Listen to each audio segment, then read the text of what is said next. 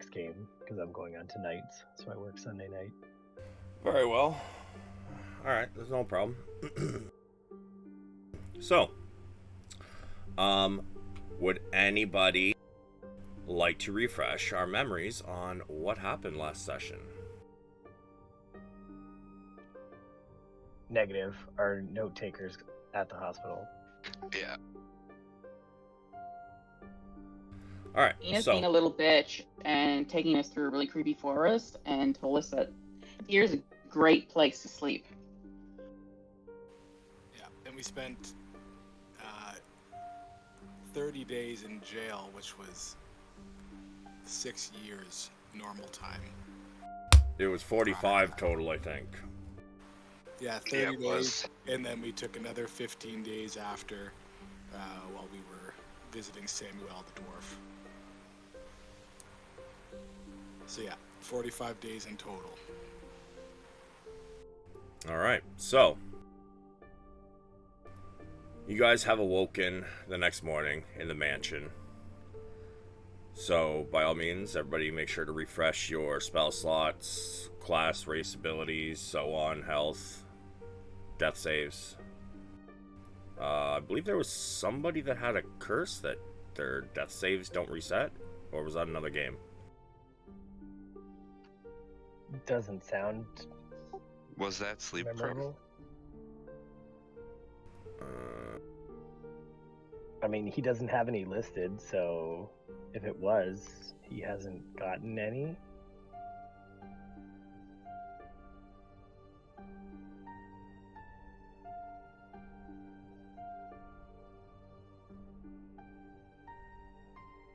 It might have been another game.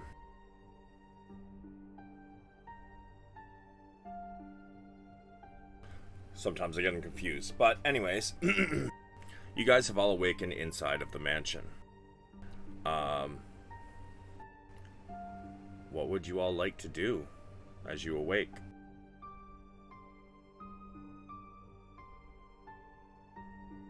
Go find some breakfast. Yeah, for sure. You can head down to the kitchen, grab yourself a plate from the kitchen, or have them cook you up something. The spectral servants.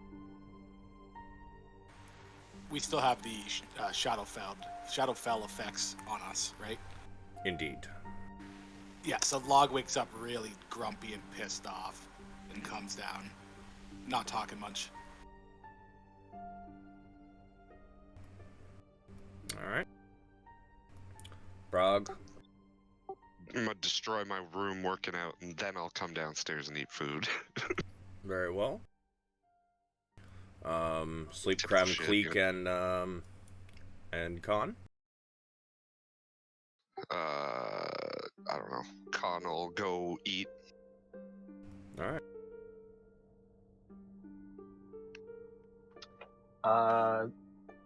Sleep Creme is gonna tuck it between his legs and do the Buffalo Bill dance in front of the mirror. For sure. So you guys, And then come down for breakfast. yeah. Yeah, so you guys all come down for breakfast, slowly filtering in. And, although you guys did get your long rest, it was kind of restless. A lot of tossing and turning.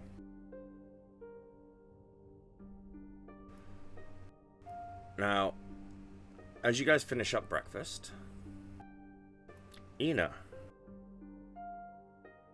in the back of your mind, you hear, well, you had some interesting dreams last night.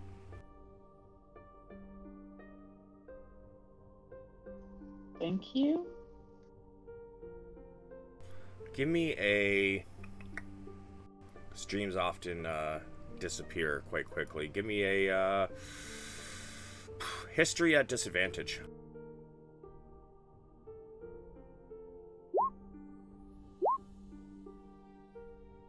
$13. Yeah, you can't quite remember the dreams.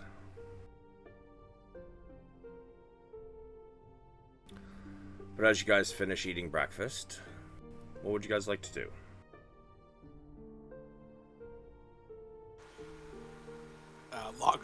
Log pipes up and says, "Do we know which way we're going to find this priest to help us out?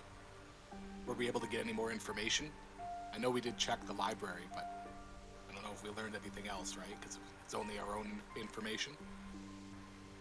No, Ina is sort of guiding us. She's giving us just like point A to point B guidance, and then from point B to point C guidance. So we don't really know, but she's kind of helping, shadow filling you.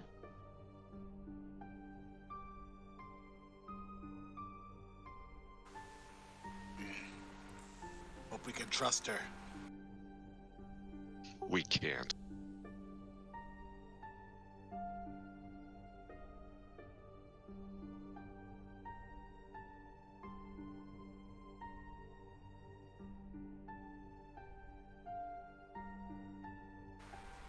We should be careful when we leave. Make sure nothing was following us when we pop out. But I'm ready to go. So when we first pop out, I can't do anything for you, but once we're out, I'll take to the skies and do a sweep around to make sure nobody's lurking around near us. Yeah, I draw an arrow and I get ready to go with the arrow cocked. Yeah, Logs I on think edge. Yeah, oh, for sure.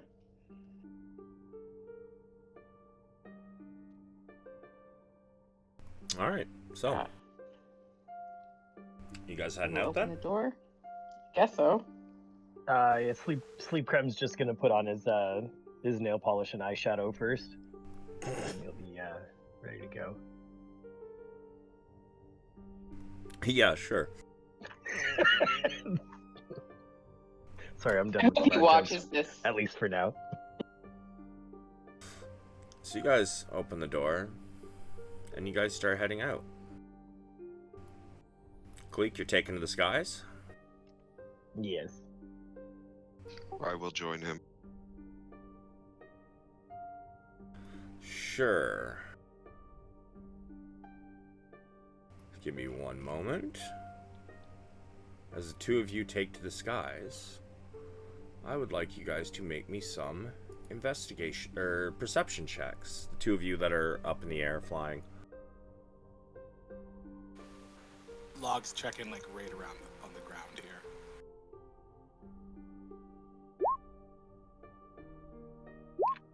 The big 2-6. That's a 7. Brog, you don't see it, but Cleek, you do. As you take to the sky, drag yourself out somewhere. Wherever you guys are flying to.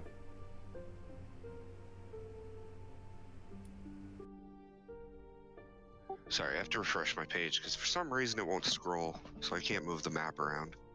Yeah, no worries. I'm just following Cleek, really. Cleek, you see something. How high up are you, by the way? Both of you. I would match height with Cleek. Yeah, I mean, I'm gonna be like up there. I don't know exactly how high. High enough that I'm gonna be like soaring on the wind, you know? Probably up to 100 feet 100 feet? Okay. at least. Sure. So you're 100 feet. You notice over here there's something sitting down. You've seen where? it over here. Ah, You've seen something like this before in the fight with Erevan and Ina, but only for a moment before it had disappeared. And I'm going to have him do a perception.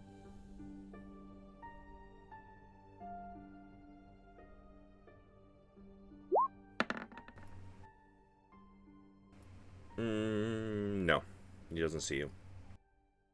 Or it doesn't see you. So what would you like to do? I mean, do I know what it is? You only saw something like this for a moment during that fight with Erevan and Shadowfellina before it disappeared. Okay. You can give me a. I'm gonna give What you a does it choice. look like? Hold on. I'll give you a choice between Arcana and Religion.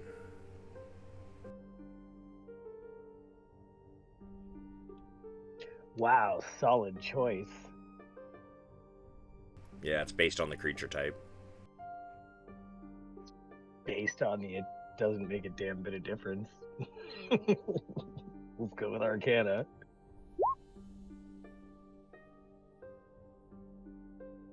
Is that yours or Sleep Crumbs? I mean, it's mine. I'm just Okay. typing something else, so I've got Sleep Crumb open, but I didn't want to just keep switching back and forth and wasting time. So you're not sure what it is, but although this thing is crouched and kind of sitting with its back against a wall, wisps of shadow are coming from its body. It has two very long horns that kind of curl out the back. You feel like this thing, if it was standing tall, it would probably be roughly, probably just short of 20 feet, maybe 18, 19 feet tall.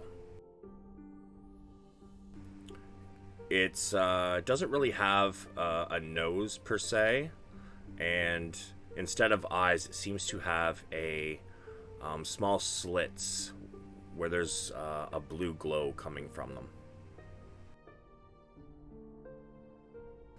Clawed hands and cloven feet, or hooved feet.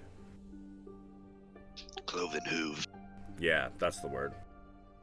Cleek will inform the party telepathically and do his best to kind of describe where it's at. Can I see it when he describes where it's at? I mean, I'm assuming if you were matching his height, are you with him? Yeah, I just didn't see where you pinged on the map here, so. Alright, so you're over there with him. Yeah. And sorry, what was the question? Over here in the darkness. Oh, he's saying if I point it out, can he see it? I mean, I would say probably, yeah. I do have the aspect of the eagle, so. And what is that? Eagle eyes. Okay, but like, what's it do? I mean, Right there. It Sorry. gives I him was eagle trying to eyes. find it. Yeah, it basically gives me eagle eyes. I have the eyesight of an eagle. I can see up to 1 mile away with no difficulty, able to discern even fine details. Something no more than 100 feet away. Additionally, dim light doesn't impose disadvantage over wisdom perception checks. okay. So I'll leave it up to you, but I'm pretty sure with Gothak, me and Mitch just worked that out as fucking advantage on visual perception checks. Yeah, I would say so. I mean, you pointed it out to him, so he'd be able to see it anyways. But yeah, you get you get the same description. Would you like to try and figure out what it is? Sure, I'm probably not going to do any better than Cleek, though. Go, gadget religion, barbarian. Yeah, we're going to go religion instead. Let's go. Fucking Let's nailed do it. Yeah, you're not really sure what it is either, but you get the same feeling as Cleek.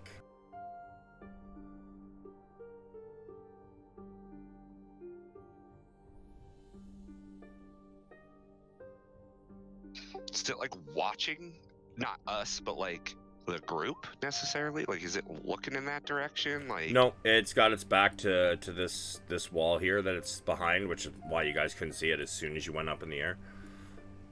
And it's like kind of sitting down with its back against the wall, maybe even like a bit of a crouch.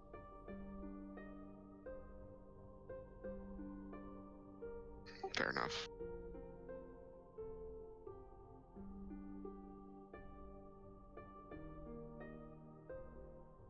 But But yeah, you told the group about it. Is there anything y'all want to do? Cleek's gonna look to Brog and motion towards the guy and be like, should we go say hi? I'll pull out my war pick. And I'll motion lead on. Cleek will kind of chuckle and he'll be like, maybe we'll check with him before we get violent. I'll stay up here. If he makes a move, I'll just pile drive him into the dirt. Cleek nods and he swoops down. He'll I don't know, I guess if I move over into the darkness, I'm assuming I'll be able to see him. Or should I stay where I am? Sorry. You can get about there where you move to before this happens. Okay, I'm following him, but I'm taking a more southern route. If we've made it all the way up here, I mean, I'm sure the party's gonna move somewhere. Where the fuck would they be? Ina would like to just stroll on that direction. Yeah, I would say before this happens, you guys can each get about 40 feet. So like there. That's where I'm going. Because I'm gonna kind of loop around over top. For sure. Ina, are you trying to head in the direction of Buddy? Oh, I'm just strolling around, Shadowfell Ina. Fair enough. Well, no, you have control right now. She's allowing you to control. Yeah. Okay, well, I'm gonna go back because I don't have telepathics, and so either somebody has to tell me that there's something there, or I'm just gonna stand here forever. My bad. Sorry, two of the characters that are with you are like us, and we were doing our own things. Sleep Crumb will let you know. Okay. Yeah. Okay, so yeah, I'm gonna come this I'm way. like, what's have the a party peek. doing? As I'm part of the party. We should. Sleep Crumb's gonna head this way, and that's he's a gonna wall. be like, oh yeah, it sure is. He's like, Ina, it'll probably be faster if we go south instead of north. Con will also trudge. All right. Once Con and Log finish their 40 feet. Whoa. Yeah, I don't know. My roll 20 had a conniption there and just yeeted Con off into the darkness. Yeah. Is there a lot of pillars in this area? Yes. Oh, okay. Because I was gonna say my dark vision's doing some funky chickens. So much pillar. Yeah, there's a lot of pillars. This was once a building, but maybe a third of the walls are still standing. Just the roof is pretty much gone. Fair enough. However, And some delicious tentacle. So as the party walks over this way, that's when Sleep Crumb would have been playing his fucking marching music for you guys on the hand drum. Oh, he's playing marching music? Awesome. Yep, he sure did. As Cool. they started moving. So there goes that the surprise round y'all might have gotten. I mean, we didn't even know Demon Boy was bad, so. I mean that's fair. However, from underneath you, this tree surrounded by skull, movement sounds. Or sorry, you hear the sounds of movement. And almost like something clattering together. And as this happens, a demonic voice is heard. Out loud or in our heads? Out loud, speaking common. You hear, "Come now, you are my quarry. I wish to bring you back. Nobody escapes the Palace of Loss." And at this point,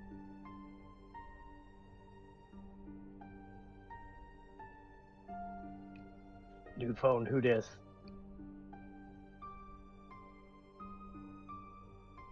please click your tokens and roll your initiative.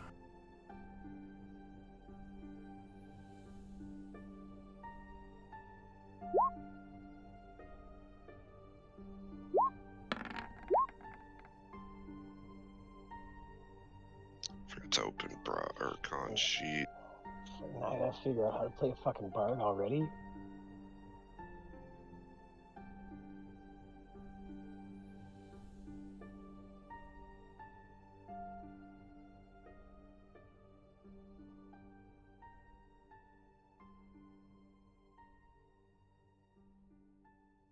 I'm rolling fire tonight.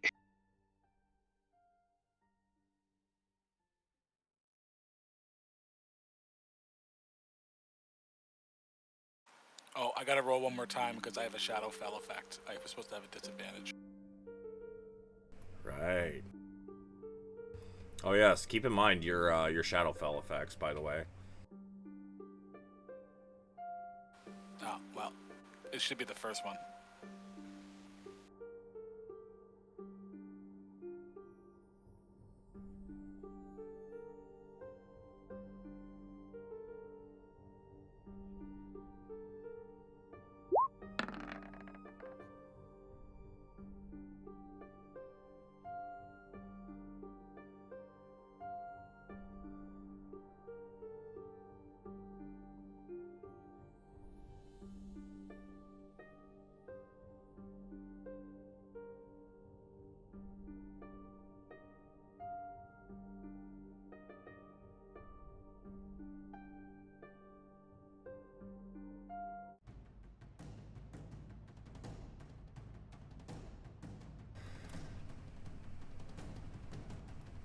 As you hear this voice, do one of you look back to where the sound of clattering is coming from? Are you talking to me and Brog? Yes. I mean, yeah, if I hear shit, then It's we like gotta right look at below us, yeah. it. Yeah. I wouldn't be able to see that as I'm going downward. You guys see this strange being made of bones suddenly appear. It has a long, almost like a spinal cord tail with a barb on the end of it. It has 4 legs, looking much like insect legs. Where you would normally see ribs and a sternum is just several extra ribs. It has 4 arms and bone spikes all across it, with 2 horns sprouting again from the head, going back almost like a young moose antlers. It seems Everyone should fear the moon. It has 2 jaws. One larger jaw that covers another bottom jaw, full of fangs and razor-like bone teeth. Cleek, it is your turn. Cleek's gonna do some shit. We're gonna we're gonna start with this.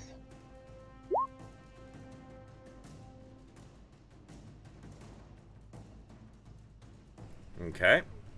On which one? I'm sorry. I only see one enemy. Oh, you can't see the other one right now, eh? You probably could. He would be standing by now. As soon as he heard the drums from Sleep Crumb. Yeah, but again, The dynamic Same lighting as- is stopping us from seeing it. Yeah, same as I said before, he hasn't. We don't know that that's an enemy. Like totally fair. unrelated. This dude came out and started yelling out threats. I would have got up if I was him too. I was going down to talk to that dude. This dude started threatening me. So yeah, as far as I know, he's the only enemy. Alright, he has Hunter's Mark. That's what the green marker is. What would you like to do?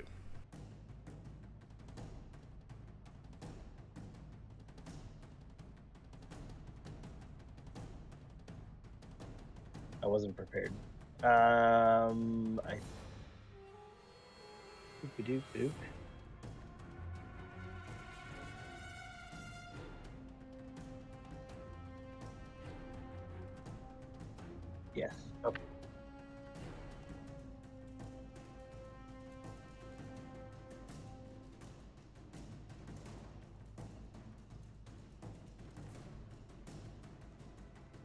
I'm gonna shoot him.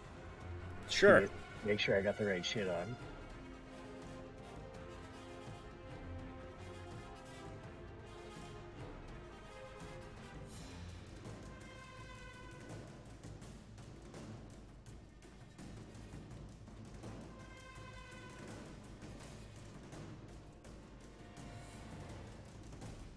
Yeah. Okay.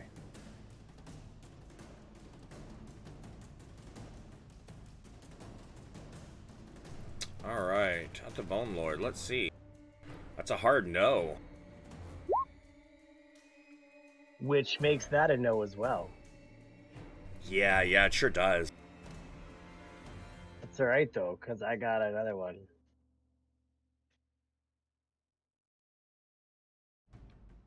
That 30 is a hit. Let's see. As your arrow strikes it,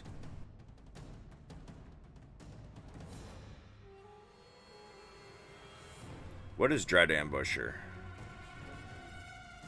That is part of my Is it your bow, like special thing from your bow? Oh, okay. To brace archery, 1d. Okay. So let's see. And as your arrow strikes it, it does pierce some of the bone. However, give me a perception.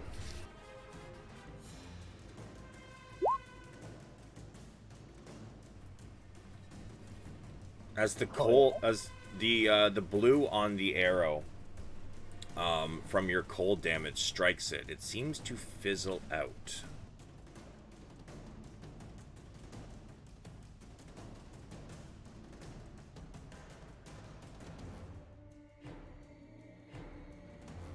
So let's see, that was a whole that much damage.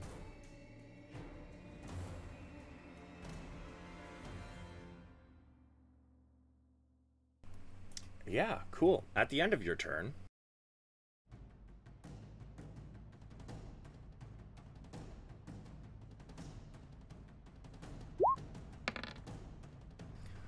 three.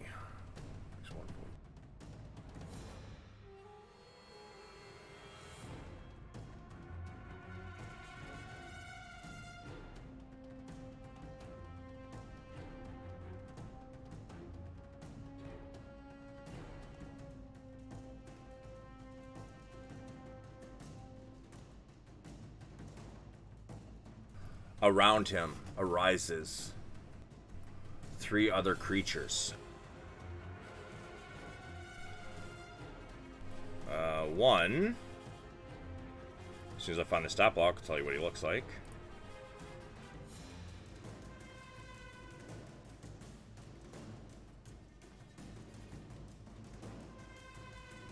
The two seem to be almost humanoid, but their face is very elongated, and where the mouth would be is extremely tall, almost like an inhuman scream is about to burst from its lips. It's pretty much just covered in cloth rags. There's two of them.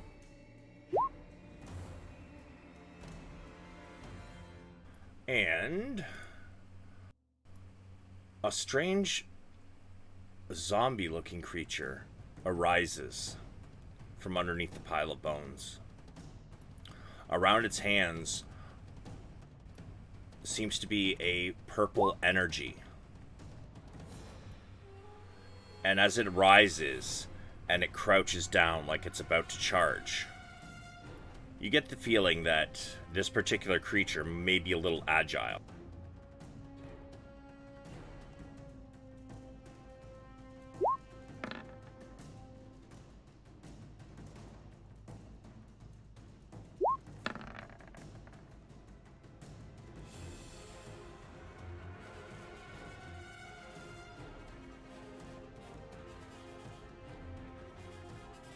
And with that, it is now the Bone Lord's turn.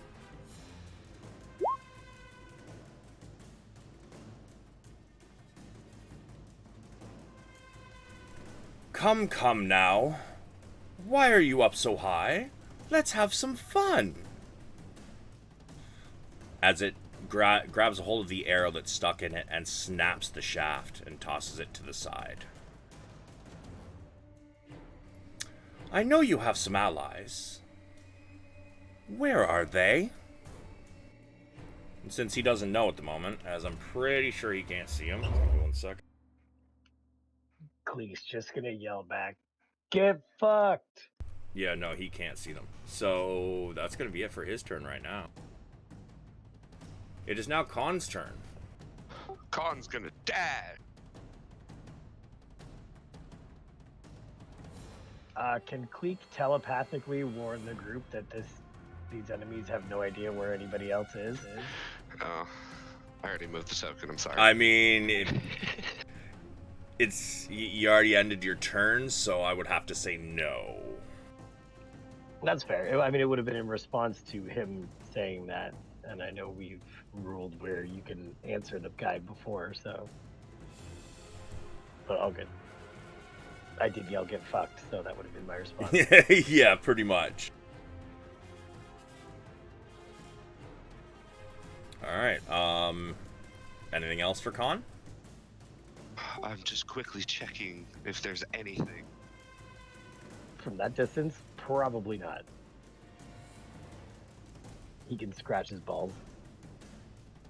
Khan lets out a gut-wrenching fart that rattles his tail. Okay. Yeah. Minotaur battle cry. It's all Jesus that. Christ. It's all those cruciferous vegetables he's been eating. Roughage. Okay. Yeah, the methane buildup. At the end of his turn. Jesus. The end of Khan's turn. The Bone Lord. No, I'm sorry. He actually does not have the legendary. I thought he did.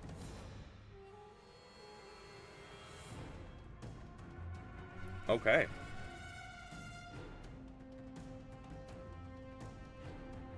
Oh, wait. How far away are you, Mr. Khan? Ooh. Oh, no. Again. No. He's not going to do anything. So, Sleep Crab. That's me. Yep.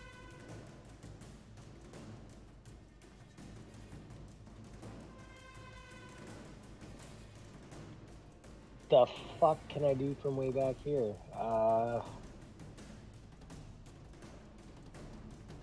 Magic.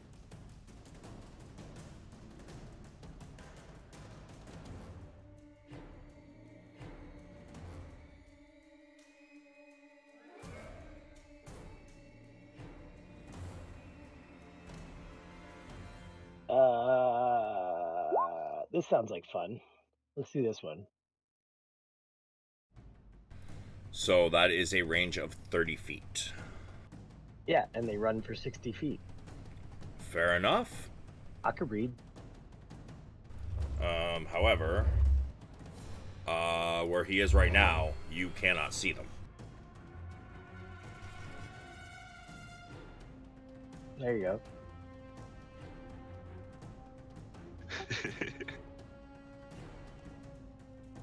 Sending them at the fucking big dog.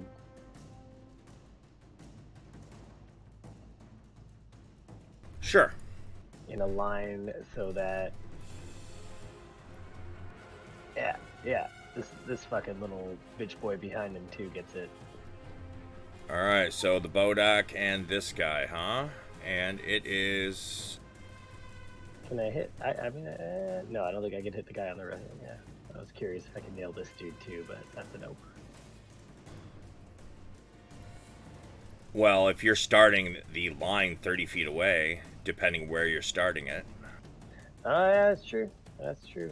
Hey, you could put it south of them and then straight north. It started here, and then fucking run them. I'll run them all through. Fuck all those guys. Nice. So that's 70, so you'd have to start it up here. But yeah, you could do that. Yeah. So, let's see. We got a... where's Give me them this? deck saves. Deck save. Thank you.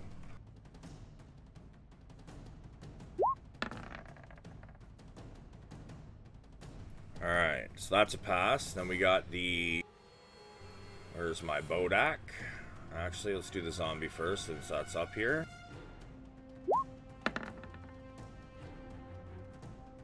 His spell save DC is higher than 19, right? Fucked if I know.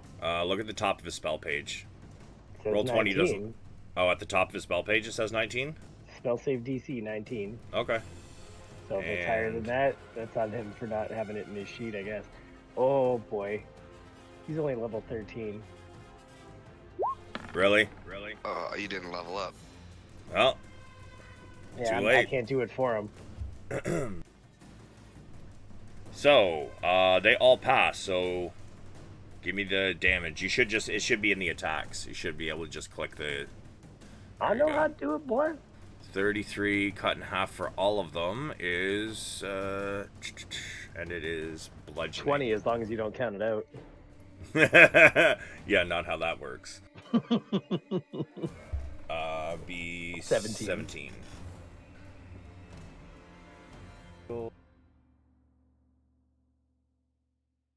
Okay. And as a bonus action, I'm gonna go ahead and give Brog a bardic inspiration. Is there a distance on bardic inspiration? 60 feet. Yeah, so I can't hit you then. Okay, You so I'll can give it hit to Con. Con, Arena, Yeah. or Log. Yeah, I'll give it to Con. All right.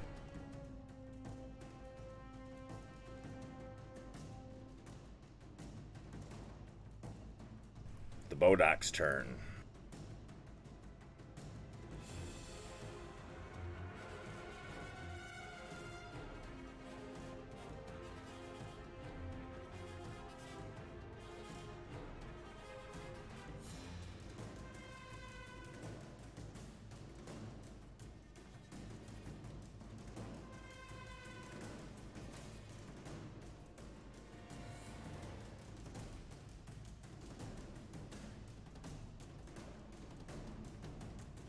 Okay, they're going to use a bonus action. And around both of them, you seem to see almost wisping shadows surrounding both of them. And you still see through it. You can see them clearly enough. But it gives off a strange feeling. What little vegetation is around them, peeking through the cracks, begins to wither and die.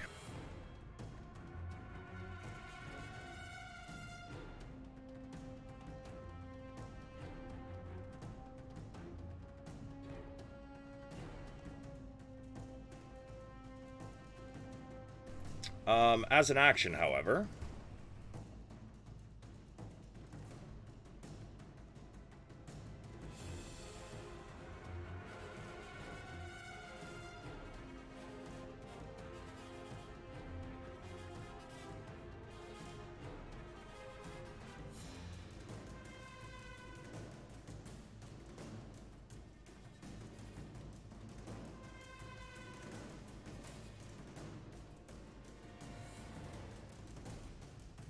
oh, god damn it.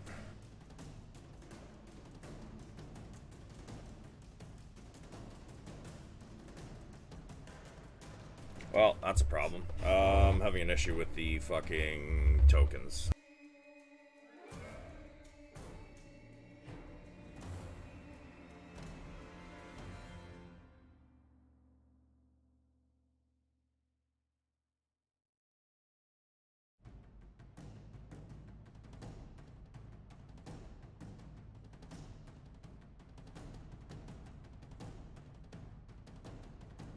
Alright, excellent. There we go. They both move closer. And unfortunately, they are... Oh. Yeah. Let's see.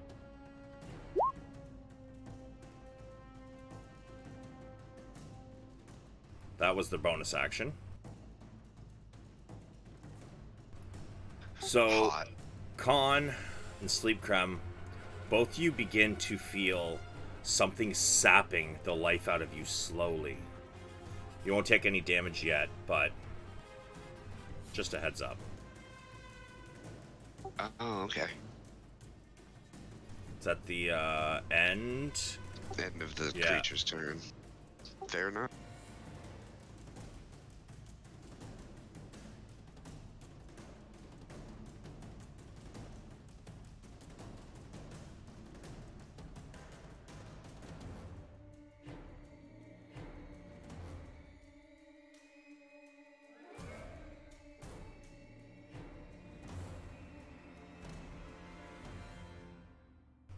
It is not close enough to...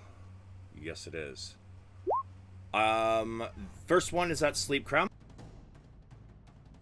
And the second one is at Con.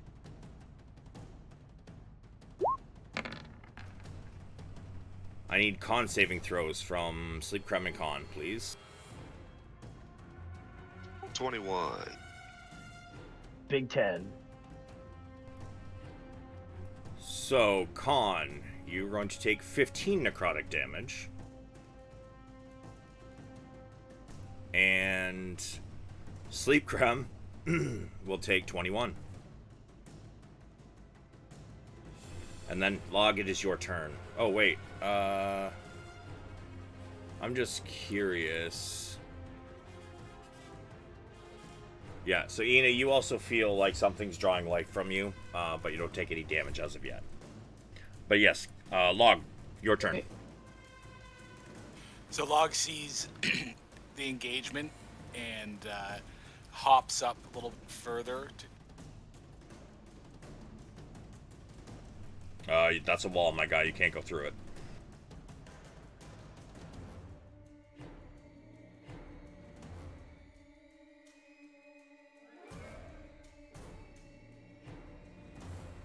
So he stays back, kind of trying to look at these two creatures, sees them coming, and pulls out his Ankh of Aten again and says, I fucking hate this place, and pushes it forward and blasts a beam of light at these ghouls.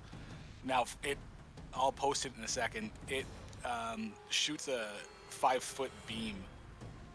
So let's see if I can get them.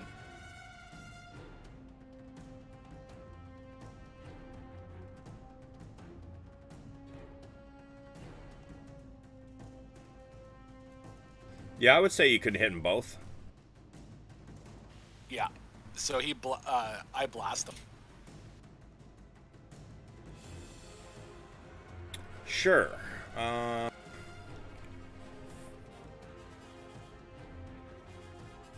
Holding Ankh by the loop, you expend 1 charge. And it is a con saving throw. Undead have disadvantage on the saving throw. Okay. Bummer. And how long is it? The 60 foot? 60-foot line. Yeah, I don't think you would hit anything but those two. Yeah.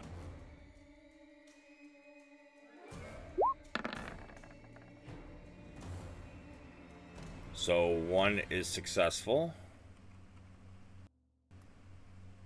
I don't know why it has an attack on it. It shouldn't. But 1 passes and 1 fails.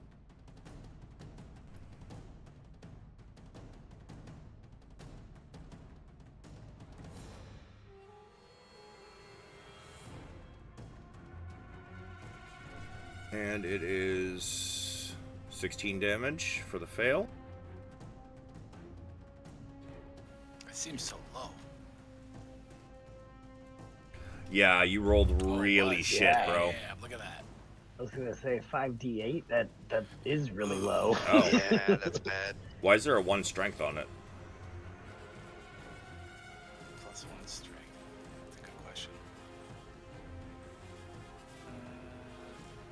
wouldn't you like to know?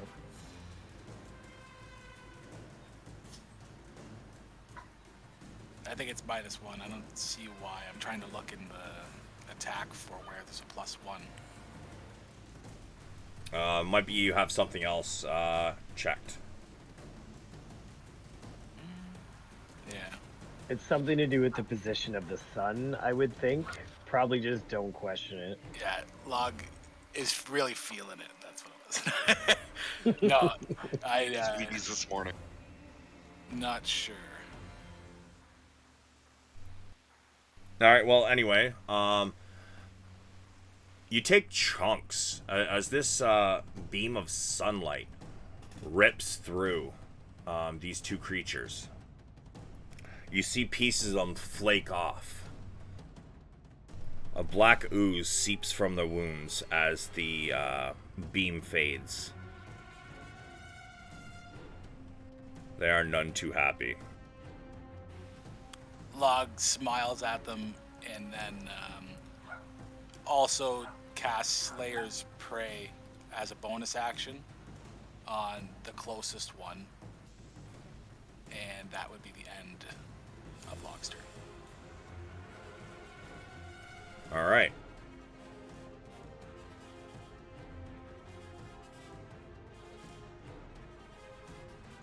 Ina.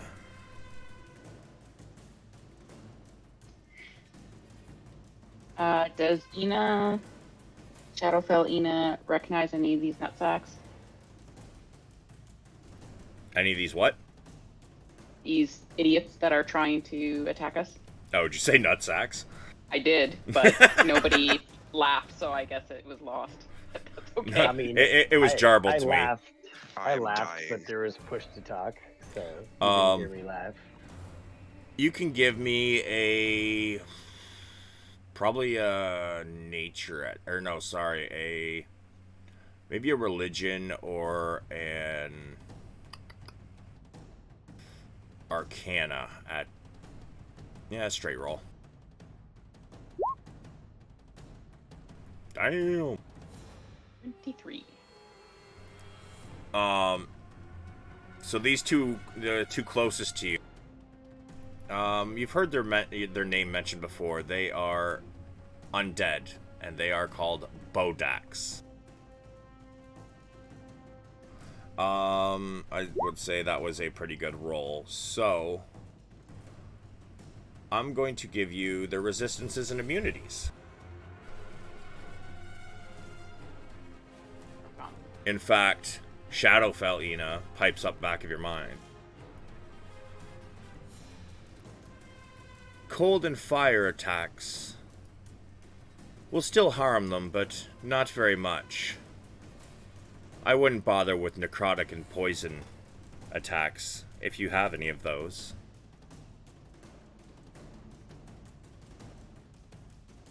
I'm gonna pass that information off to Log so he can tell everybody else. Sure. And what would you like to 5, do? 10, 15, 20, I do. 25. Ina's gonna move to stand next to Sleep Creme.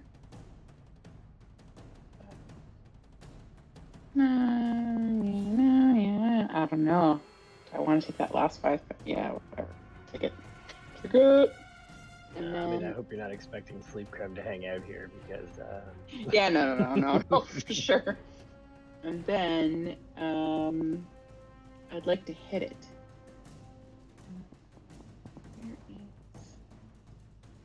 Where is Warhammer?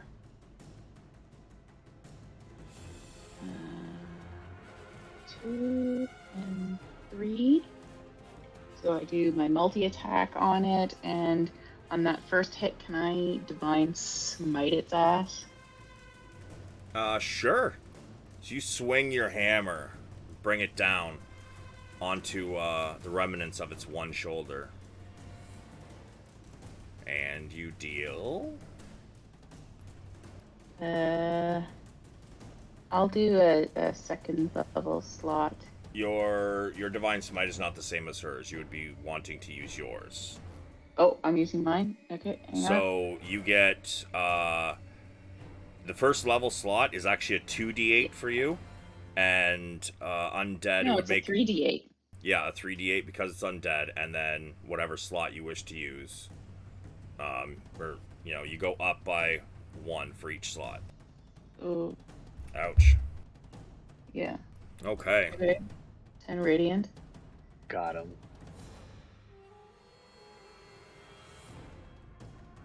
It's 10 radiant and 16. 14 bludgeoning and another 6 radiant. You want to describe what happens with that first swing? Yeah, he just literally explodes off my hammer.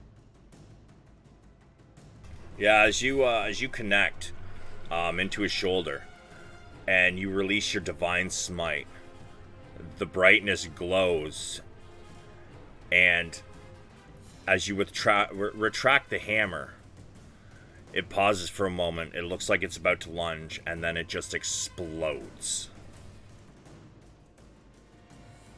Nice.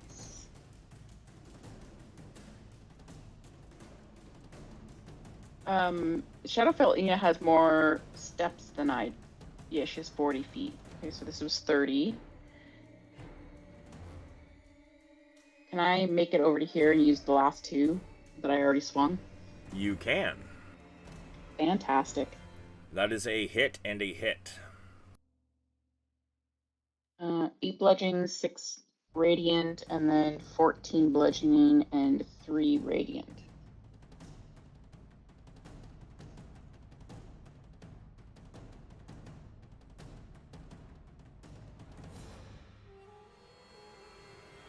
Yeah, sure.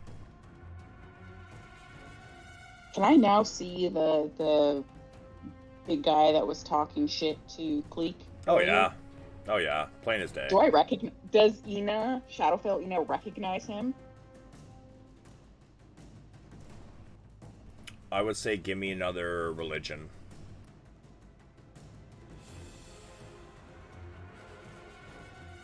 14. You know it's an undead. But I haven't seen him around the castle before. Oh god, no. Okay, cool.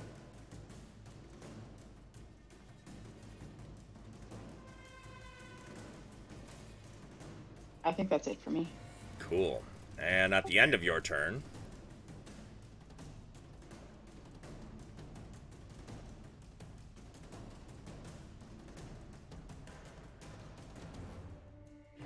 Something amazing happens. use a legendary action to command. You hear, "Come now, deal your damage." And Ina, by the way, you're going to take, at the end of your turn, you take 5 necrotic damage. I don't know if you have resistances, but... I do, yeah. So if you have resistance, then 2? it would, 2. Okay. And first, the... Isn't it anyone within 30 feet? At the end of their turn. Right. Sorry. Yeah, Con hasn't gone since they activated their thing. Yeah, no, neither is Sleep Creme. Sorry, I thought it was... Yeah, no, I paused for a moment a few minutes ago because I thought that too. I'm like, no, they activated it after their turns. But yeah. So, the Void Claw zombie looks up towards Brog.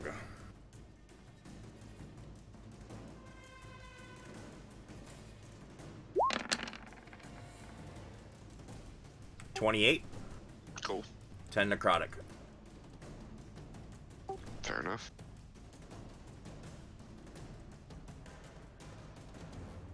Did he shoot that out of the dildo? No, it's the purple energy surrounding his hands. Zoom in. That's not energy. That's a dildo. Yeah, that looks like a dick. That is a purple dildo, my friend. What? Jesus. Zoom right in. He's cupping the balls. It's even got a mushroom head, and it's a purple dildo. He's carrying it over his shoulder. Would it feel better if you got hit with a purple dildo, bro? Call back to San Andreas. It's like a magic wand. Anyways, the Bodak in front of Ina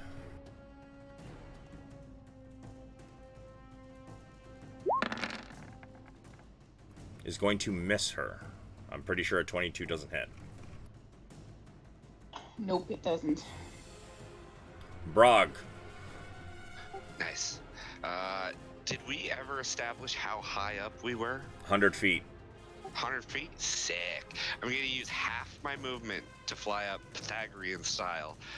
20 feet above the creature, so I don't know how much that's going to put, like 10 feet? You're already 100 feet above the creature. Well, above this creature, you're about 95 feet. No, I'm talking the big one. And this one is probably about, hold on, let me see if there's a picture, see how tall he is.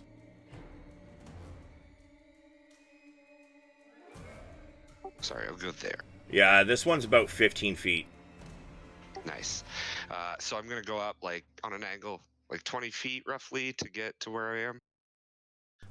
And then I'm going to just rage as a bonus action, and then I'm gonna pile drive my fucking pickaxe into this thing's face. So if you're 100 feet up in the air, he's 15 feet tall, that thing's about 10 feet he's standing on. Like, he's not flying. Oh, I also went up a little bit on an angle, too, so that might put, like, an extra, 5 to 10 feet on it. Okay, so you're just trying to drop straight down? Yeah, I'm gonna, like, fly up a bit and then just drop. Like, use my weight and gravity, and I'm gonna pile drive my pickaxe or my war axe into its face. Using gravity and velocity. And if I crash into it, fine, whatever, I don't care. I'll take all that. Are you raging? Yeah, I bonus action rage. Then, yeah, so let's see.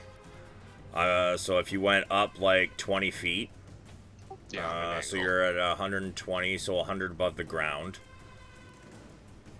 All right, sure, send me your attack. With advantage. I'm gonna burn our inspiration point from last game. Okay. Because why not?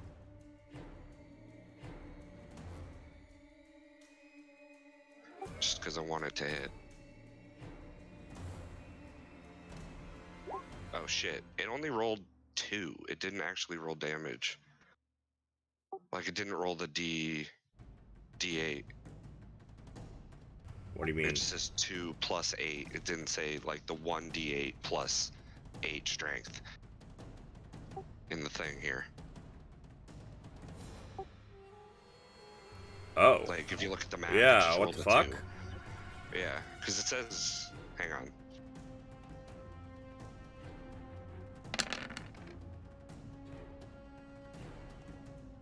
Nice. Okay.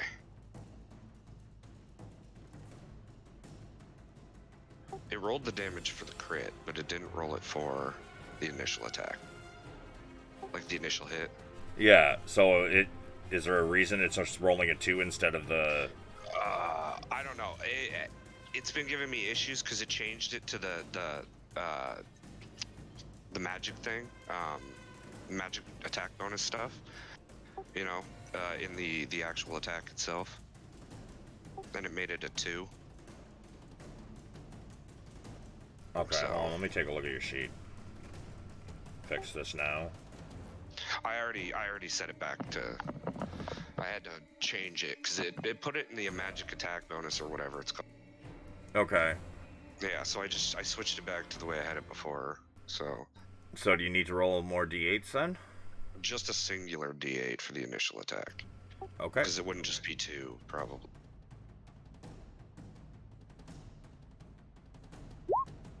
So 3, so that was 13 so just 1 instead of extra. 12. Got it. Yeah. Alright, let's see. You do thunder damage, piercing, with a magic weapon. Okay. Yes. So let's see, that is 20, 30, 43, and 5? 48? Yes.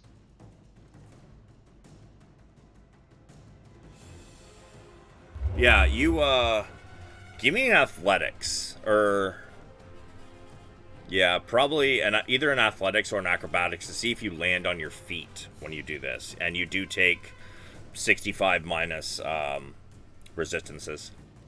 Nice. You do land on your feet, but it hurts like shit.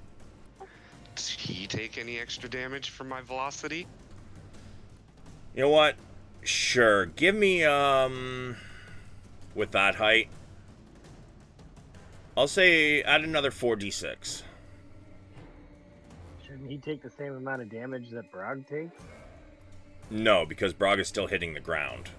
Yeah, I didn't like crash into him like I did with Morgrim, because, you know, I don't have a bladed weapon. I have a war pick, so like I can't just stick it out in front of me like I would with Morgrim. You know, Fair enough. like a horn. You know, because that's why Mitch allowed me to do that and get Yeah. weapon damage like that. I can't do that with Brog.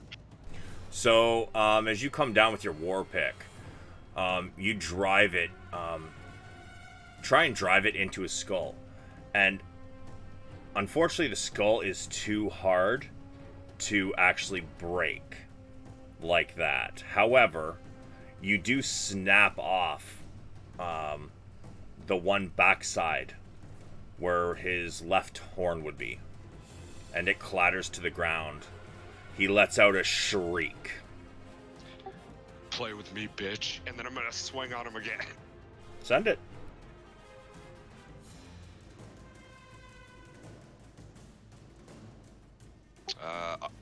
I didn't say reckless, but yeah. So 30 to hit.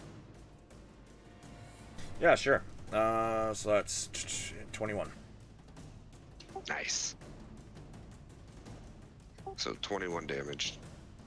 Yeah, as you land, you get a crack into one of the ribs on his right side as you swing your war pack. And I guess that's it for you, eh? Oh yeah, that's me. Cool. End of your turn.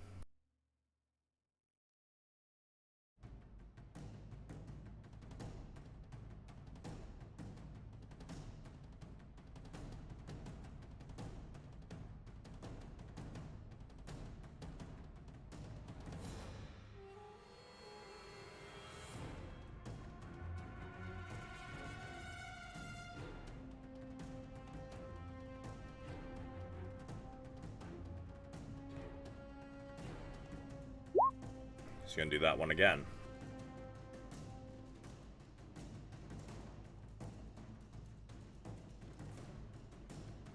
The Void Claw zombie, at the Bone Lord's behest,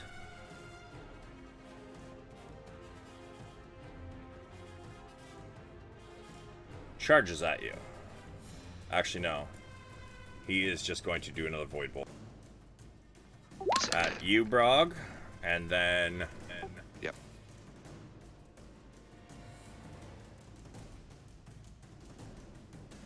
Ina. It's 26 hit. Nope. And he misses again. However, now it is the Void Claw's turn. He's going to move in behind you, Brog. Bet.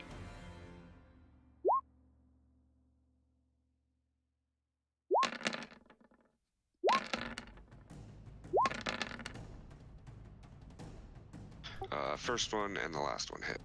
Alright, so... I need 2 con saves.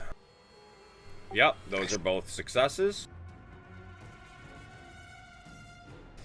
But you do take... it's 11 and 22...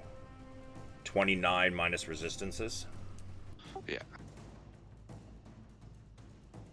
He is then going to use a bonus action for the disengage action.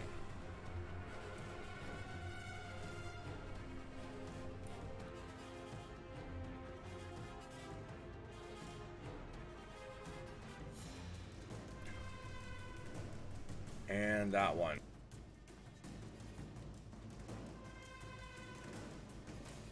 Man, I really need a third monitor.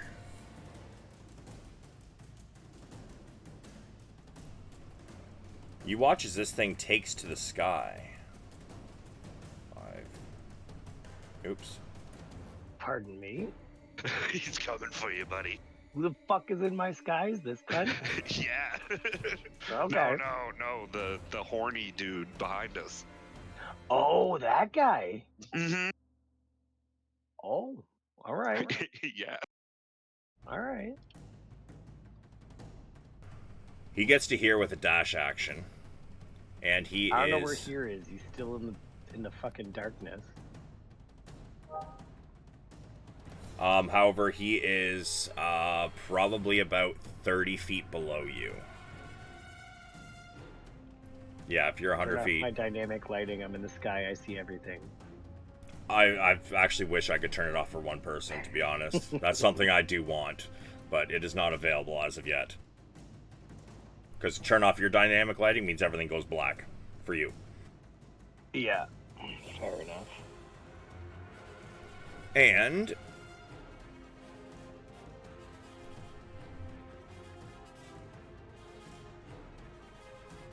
remind me at the start of your turn, I'm going to need a saving throw from you, Cleek. But as for the moment...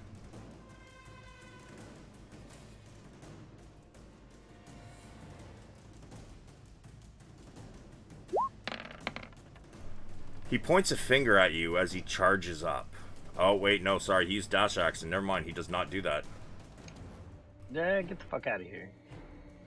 So now it is your turn, Cleek, and I do need you to give me a con save.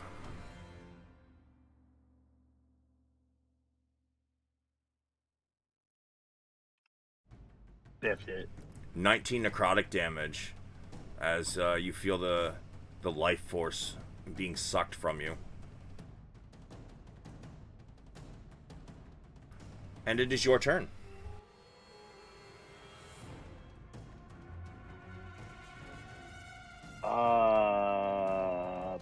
I don't like this guy, if I'm being totally honest. So, what I'm gonna do is I'm gonna do one of these. Sure.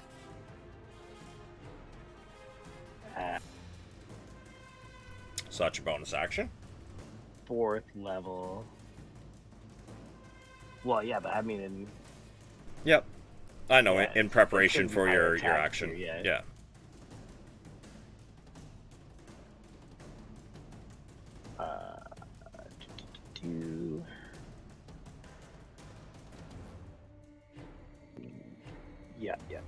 Okay, so we're gonna do that, and I'm going to. Well, I still gotta roll an attack, so the damage doesn't matter on this. It wasn't a real crit, so I'm burning my inspiration point. I don't know why I changed my critical level, because the damage doesn't actually matter, but that's what I did, so... So, in that case, the target takes 48 lightning on a hit, or half as much on a miss, instead of the weapon's normal damage. Whether you hit or miss each creature within 10 feet of the target. Okay, so, it was a crit. So, and I did 10d8. 4. Yeah. Well... Is he gonna roll the save? The save's The only save for is, the yeah, secondary effect. Yeah. Oh, yeah. Fuck that guy. Just give me 10d8. And then a perception check.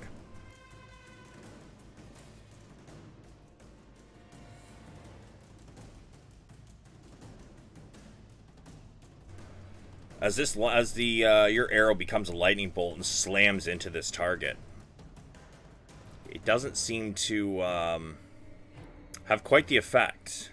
It slowed him only for a moment, but he continues on. Wicked. Queek's gonna fucking shoot him again.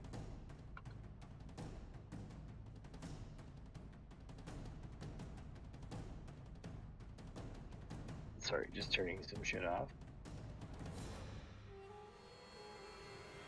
Damn it, ignore the bonuses on there. I forgot to set my crit limit back. Yeah. Alright, so that would be a whole ass. 32. Yeah.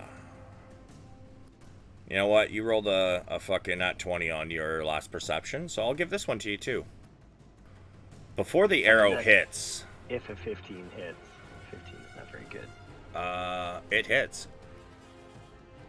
As the arrow does hit, before the arrow connects, the blue glow of the cold damage seems to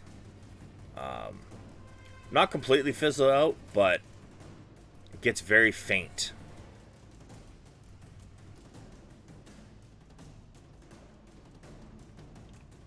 Wicked.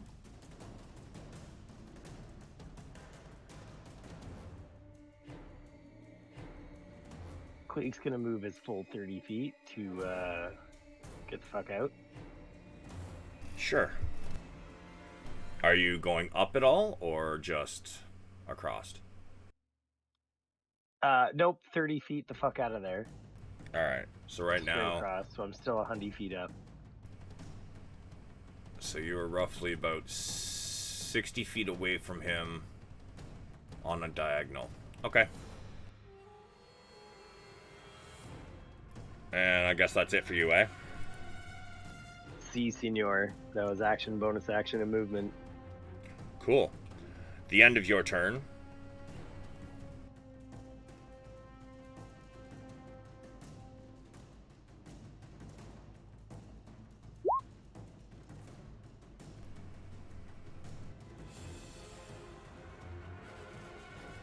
Brog. Sure.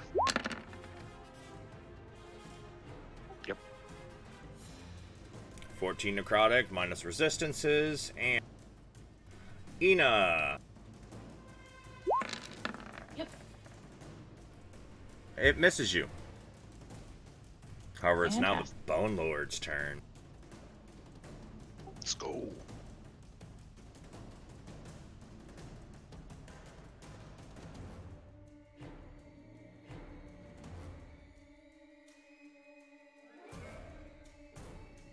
Oh, that's something I didn't notice.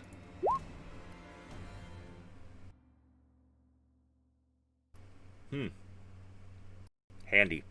But anyways, he's going to try and recover from that devastating blow to his head.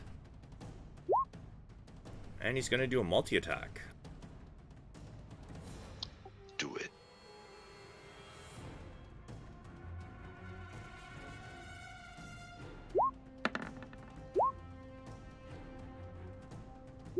Hit, miss. Miss. I see. Well.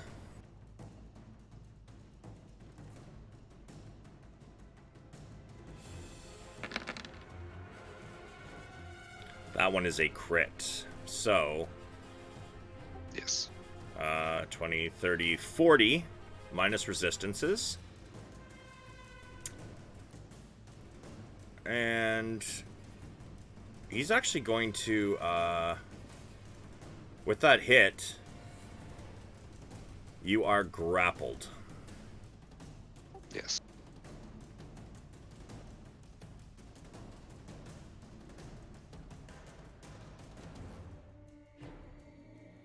Wait a minute. That math is wrong. 2d8. Oh, no. It is right. Never mind. So you are now grappled. So technically, the next ones would be at advantage. So those two claws were one attack.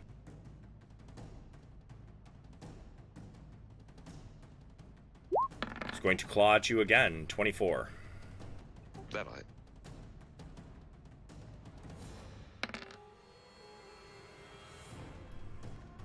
36 minus resistances. Okay.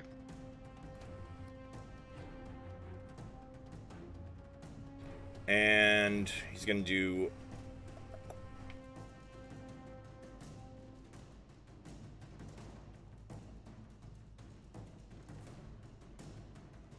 one more. He doesn't want to let you go. You're a little too strong just to let run around. So 34 minus resistances as he picks you up with one arm and just repeatedly slashes at you with his other hand. Rat. Khan. Khan is gonna just kind of rock up here because he hasn't really been able to do much so far with his movement. And he's gonna swing on Buddy over here. Sure. He's attuned to the Warhammer. What the fuck's it's got a name, right? This one, Bonesbane. Yep, that's his artifact piece. All right, so that's the first one. That's a hit. And then Before you make another one,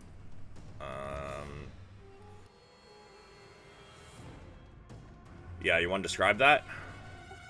yeah, he just brings the Warhammer down on its head and kind of like turtles him, essentially. Yeah, sure. Yeah. The head kind of like slams into his body, and the elongated jaw kind of like comes up, and like the bottom of it like covers part of his face that's left. And Nice. as it falls to the ground, it disappears. Nice. Bonus action potion of speed because he's slow. Sure.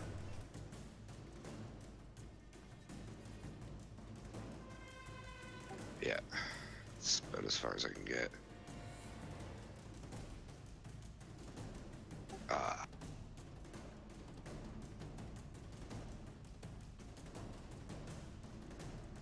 Nice. And the rest of his attacks are going at this guy. Sure. Nice. 19. 19 does hit. Nice. His third attack.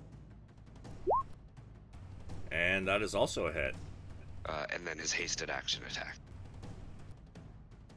It's also a hit. He's a 14th level fighter, so he's got 3 attacks on his base turn. Yep. And you know what? No, we'll save the action surge. Probably a good idea. Yeah, we'll bust it out on Buddy over there later. But that is him, because that's everything. All right. Yeah, give me a total on that damage, though, would you? Rad. Just drop it in chat after you total that up. At the end of Khan's turn,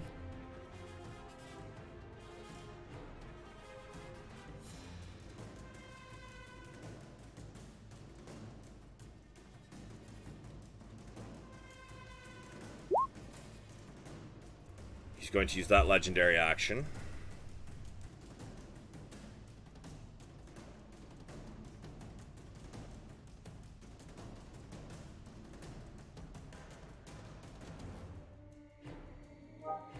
Sorry, that was the wrong one. He's using that one. And this thing is going to run away. 5, 10, 15, 20, 25, 30, 35, 40.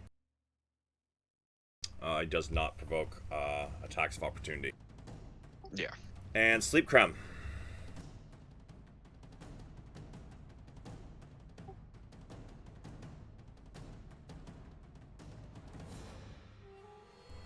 Cleek, that would be you. You have push to talk on. Yeah, but I also muted my headset when I went for Oh. a bit, so the passive not to unmute it. I forget that I'm Sleep Crumb every time, so there's that. Yeah. I mean, this guy can't really do anything. You know what? Let's just. Where am I here?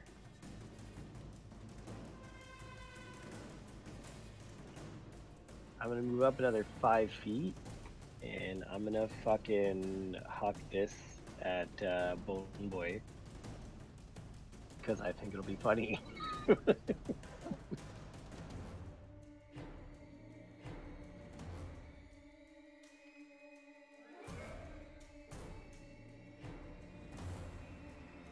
And he'll pull out his lute and he'll start jamming because I'm assuming that's how bards cast spells. It And is he'll an be like, enchantment. so I don't have to play it. Oh no, you can play it. I was looking at the spell type and what it does. That's all. Oh, okay. So as he casts it, he'll be like, do a little dance, make a little love, get down tonight, get down tonight. Please die tonight. While he's in brutal combat with Brog, he looks towards you and he laughs. His lower arms that are not in use right now kind of do some dance movements, but they immediately stop as he continues to laugh. Foolish elf. That will not work on me. Bummer. Would have been funny.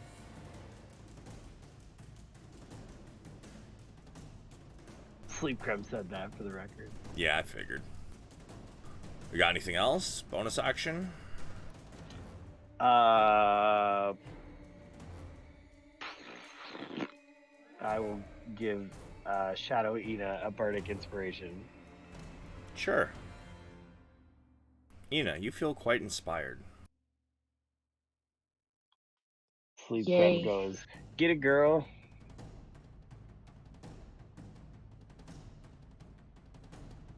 And at the end of your turn,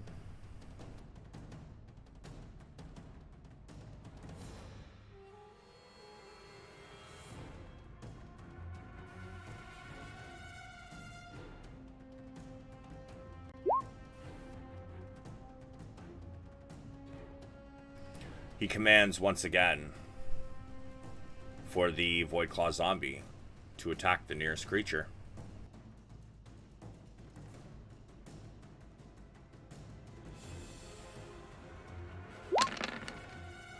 Oh, I'm sorry. That should have been at advantage. Let me try again. 21 to hit. Cleek. Hit Queek. But I'm up in the sky. Yeah, he's got a range of 120 feet. I don't like that. First one hits. Yeah, so it was... He has advantage. That's why there's 2 rolls. But yeah, 21 hits, then 19 necrotic damage. Yep. Oh, sorry, I skipped Log. My bad. Log, you're up. Yep. So Log uses his movement to rush over, get a better angle on Bone Daddy over here, and is going to put Slayer's Prey on him with a bonus action, and he's going to send it. He's going to shoot off 2 arrows right at Bone Daddy. Right. Shoot him off. Shoot him off, big guy. Get him. Also, Cleek, I forgot. I need a con save for your Hunter's Mark. Sure. Yep. How'd I do, Coach? You passed. Wicked. Yeah, you've only taken 1 damage, or like 1 attack, right? Since you cast it? No. 2. Give me another one then. Got him. I don't remember what the first attack was, but I would assume that it was less than 40, so... Me neither. But I had already taken some damage, so it must have been from something. Yeah, that's fair. So those are both passes. You hold your hunter's mark. And Log, you're attacking Big Bone Daddy. Unfortunately, both your arrows go wide. In an attempt to miss Brog, you unfortunately also miss the Bone Lord. Boo. Log just scowls, and that's it. Does your Slayer's Prayer give you advantage or no? No, it does not. It just gives me my 1 extra d6. Yeah, that's it. But it's my class move, so I don't have to hold concentration on it. Oh, right. That's cool. Cleek, I forgot. You actually lost concentration anyways on Hunter's Mark. For why? Because you cast Lightning Arrow. Is that concentration? It is. Mm-hmm. But it lasts up to 1 minute or until you make the attack with Lightning Arrow, which as soon as you cast Lightning Arrow, you lost your Hunter's Mark. Fair enough. Also, the other damage I took was the Annihilation Aura from Homeboy over here that flew up in the sky. Right. I went back and figured it out. Because I was like, what hit me?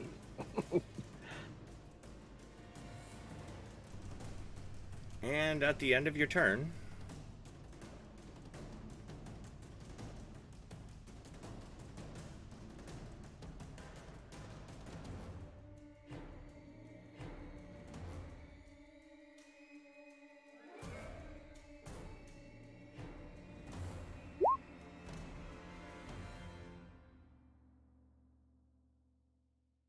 yeah, so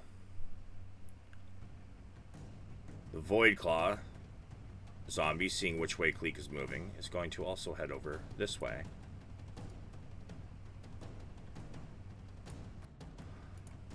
The Nightwalker, however, is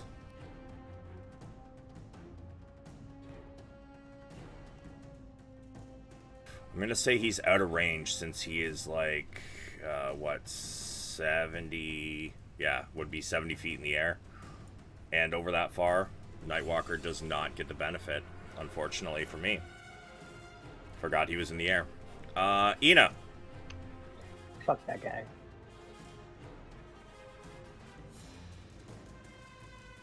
Yeah, I'm coming in. My computer just decided to fall asleep.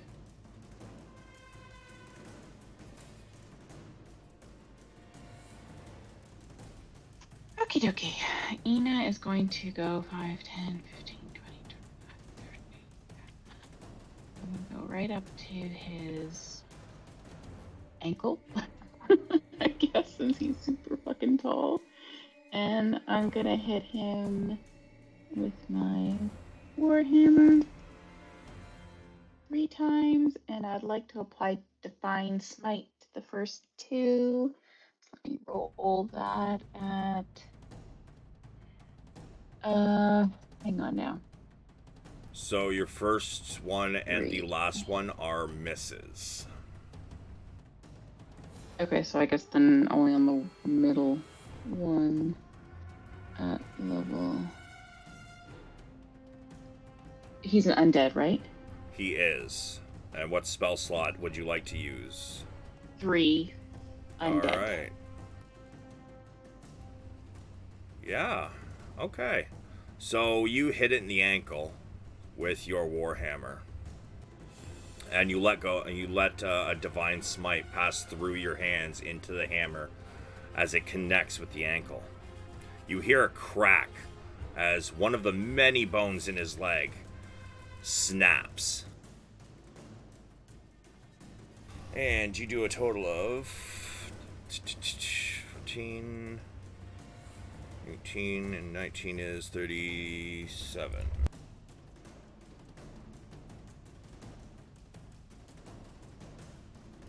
Okay.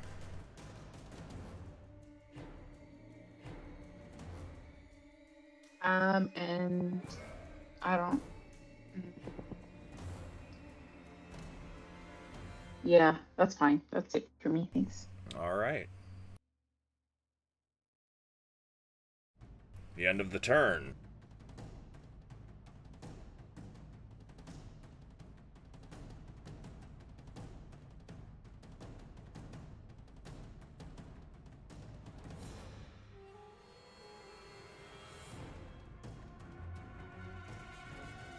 We are going to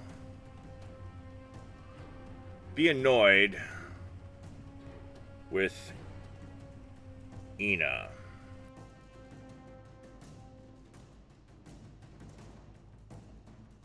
And as a result, he is going to fling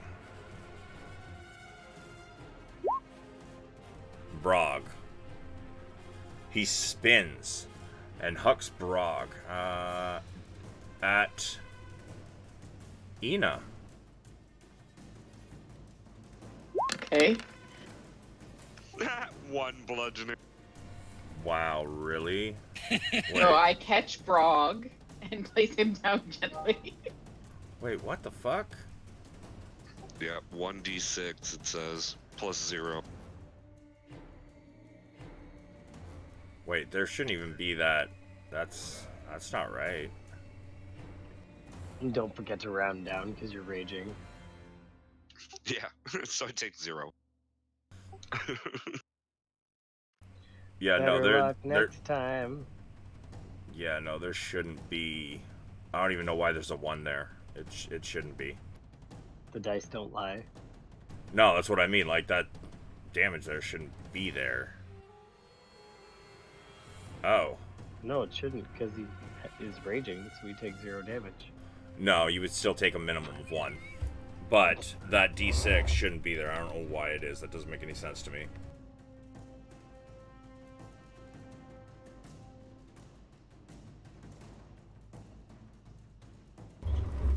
So you were only flung about 10 feet directly down at Ina. Ina, I would like you to make a dex save, please.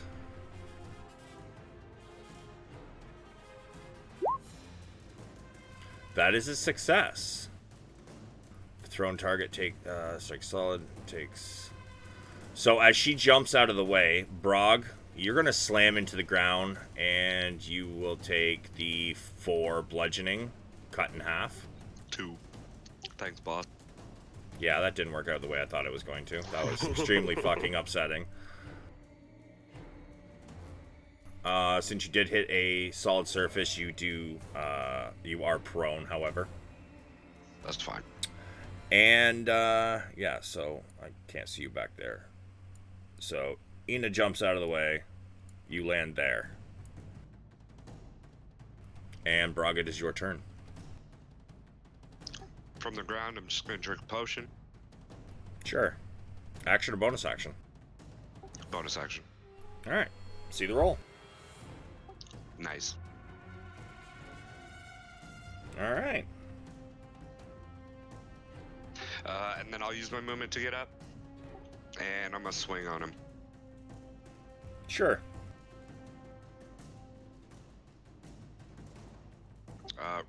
Recklessly, though. Sure. Because why not?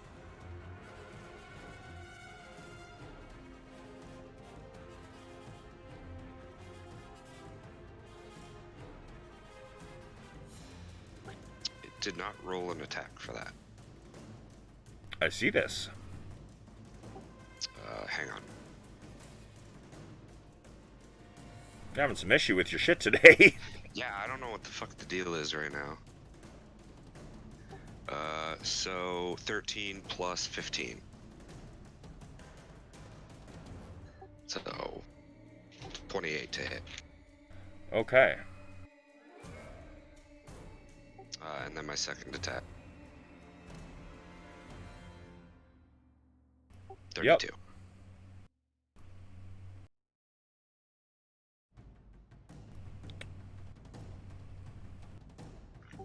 And that's me.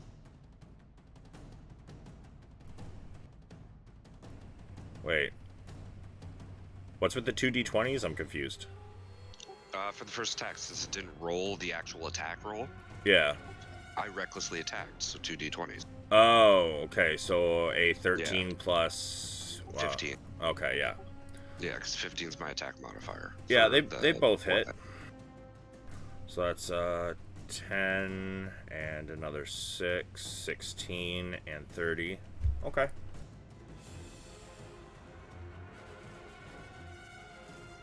Yep, that's me.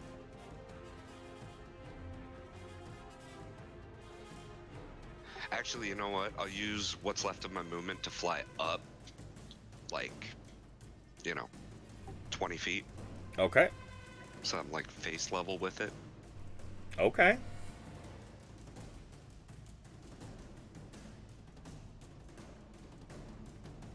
And then, yeah, that's me.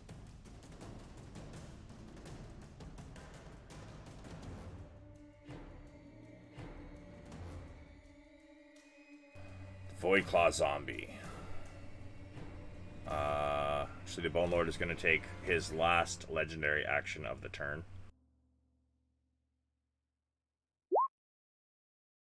To have the Void Zombie attack Cleek again.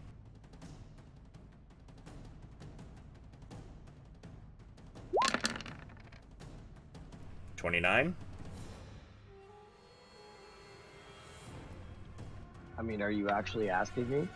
I just want to hear you say it. Yes, it is. 20 necrotic, and then it is the Void Claw Zombie's turn.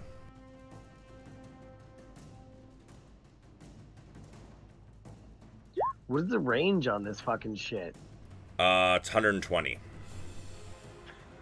Fair. No, not fair. From where he is? Fuck that. He can't hit me. Why? How high did you go? I'm 100 feet in the air. He's 20 feet away.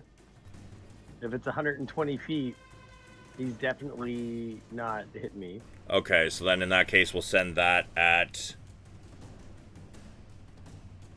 Ina. 29 to hit. 20 necrotic damage. Yes, 29 hits. I'll take 10 of that, thanks. And then the Void Claw Zombie's turn comes up, and...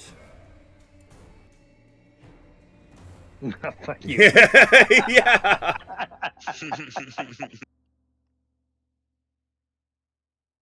So, multi-attack, huh? Let's see, what do we got?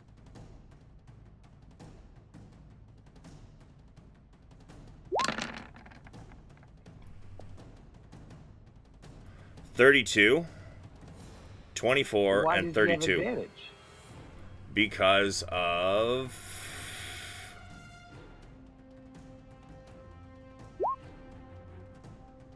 Oh, sorry. No, you're Yeah, right. there's nobody within 5 feet. That's correct. Okay, so 29, 22, and 20. I mean, they all hit, just not as aggressively. Yeah, that's fair. We got 16 necrotic damage, followed by 17, and followed by 18.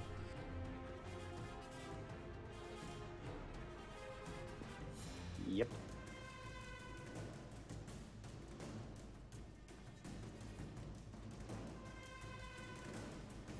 The Nightwalker.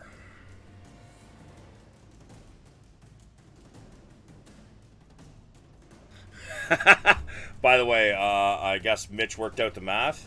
That 20-foot difference means he was out of range by 1 foot for that first attack. Nice. Yeah, fuck that guy. Math. Thanks, All right. man.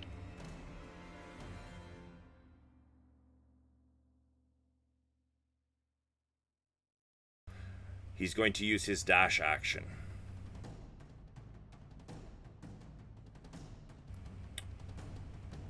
In fact, he gets right up to you with his dash action, and he has a little bit more movement. So he's going to go over here.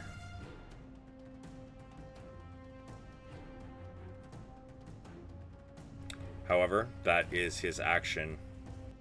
He is now right neck and neck with you.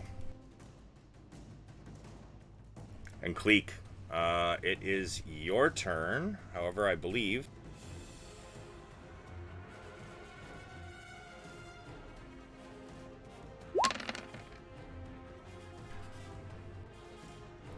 I need a con save from you, Cleek. Yeah.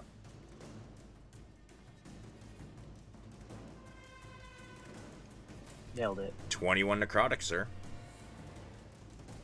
And then it is your turn.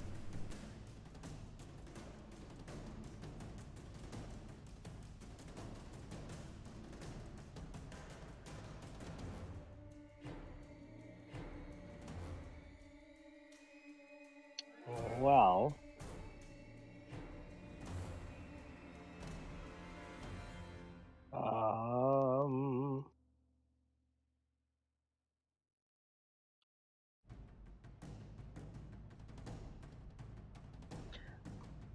fuck it. Balls out.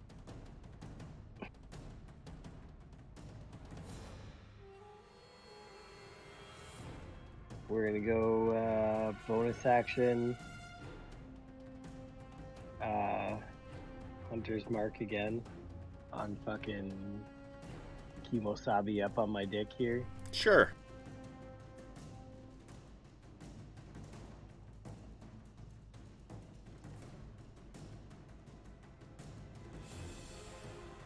Oh. Apparently I misunderstood, Mitch. Meant he was only 101 feet away from you. So that first attack should have hit you, but I already changed it to Ina, so. Ina was more than happy to take one for the team. That doesn't seem right. He was 40 feet away and 100 feet down. No, he was 20 feet away. No, at the time he was 40 feet away before you moved. No, he was here, dude. He was 20 feet away. Oh, yeah. But both of those, do you have something that takes away your disadvantage on close-up ranged?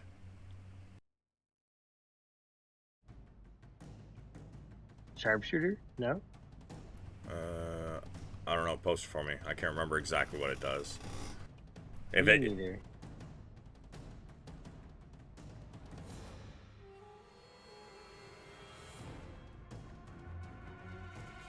attacking at long range doesn't impose disadvantage.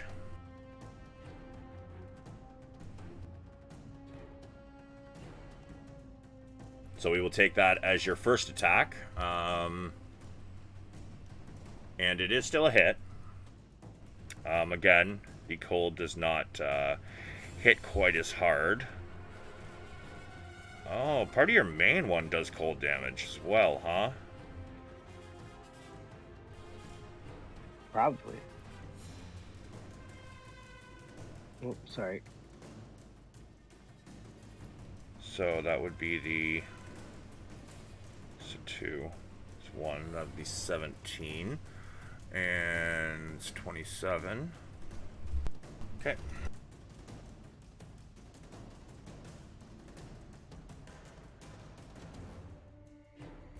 Yeah, so your first attack hits. Once again, the cold seems to fade before it actually hits the...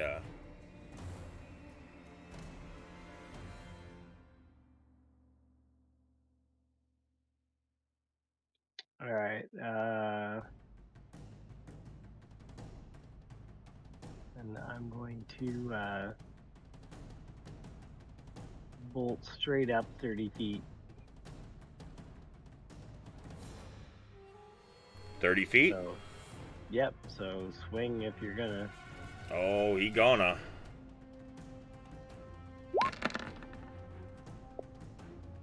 Bummer. Yeah. Quink's gonna plummet. Oh, shit. And you are... by the time you got out of his range for him to make the attack, you would have been 20 feet up from where you started, because his range on his attacks are 15 feet.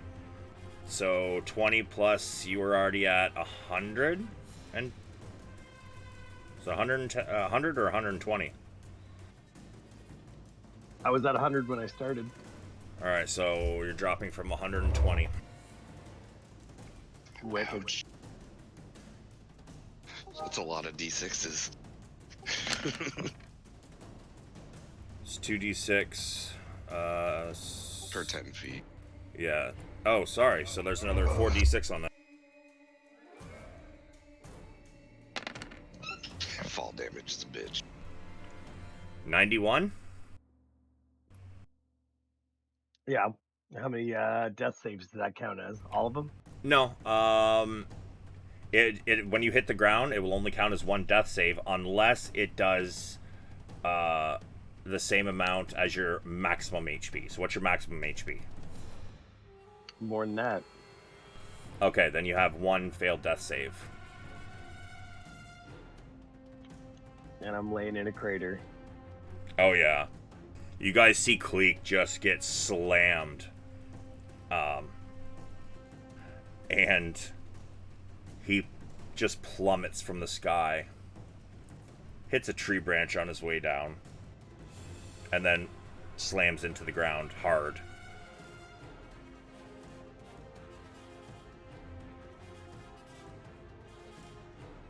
The Bone Lord.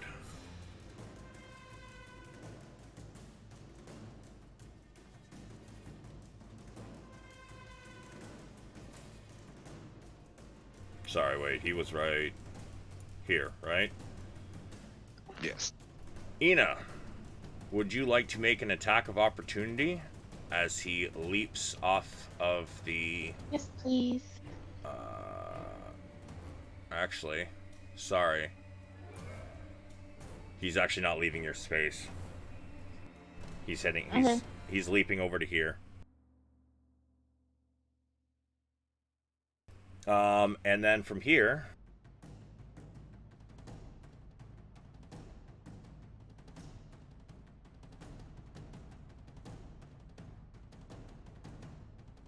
Now he's going to use his pattern of death. Again, I don't know why it auto-rolled. Oh, I see. I've got it rolling. So ignore the 65. Just take the one that's in the description. I need a con save from Ina, Brog, Con, Sleep Creme. And I don't think I need one from Cleek. That's a 21, not a nat 20. I don't have advantage on Constitution saving. You wouldn't need one from Cleek anyway. Yeah. It would be an auto fail. Yeah, it's you are unfortunately within range. Ooh, that's another death save. Got him. Damn. And you said con too? Yes. That's cons. Not good. I mean, he's still pretty good. So anyone that failed is taking 48? Yes. Wicked. I bet I can kill 2 characters tonight. I'm inspired. Do I get advantage at rolling con saves? I think you can add use your it for that? inspiration to your saving throw. No. Sleep Creme inspired me. Yeah, so you can spark inspiration for that. So you can add the you don't get advantage, you get to add the actual dice, which what is it at this level? Is it D10 10. or 12? Yeah, 10? D10. So yeah, and Con has also been inspired as well. So Oh shit, that's right. Yeah. So you both can roll a D10. 17 plus 5. Yeah. Beats the 21. I think. Yeah. It it's 22. does. And I'm high. Ina, unfortunately yours does not. That's fine. I only take half anyway. Now, this thing, as he leaps over, he lands on his insect-like bone legs. He brings all 4 of his limbs in and crosses, and then he screams, and his arms fling out. And just waves of shadow spread out around him and slam into everybody. So, if you did not pass the 21 save, it's 48 necrotic damage.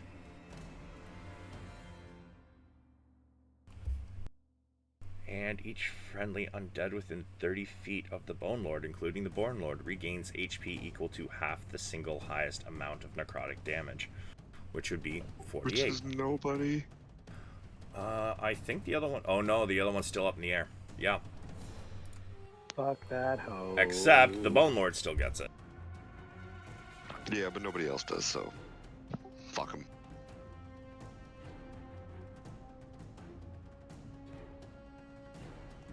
You guys watch as the waves slam into you, and then they kind of come slamming back in, and you watch some of his bones mend themselves. Khan. Nice. Khan's gonna step up.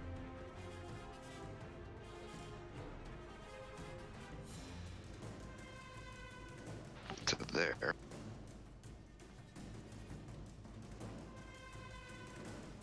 And then he's gonna unload his attacks on him. Sure.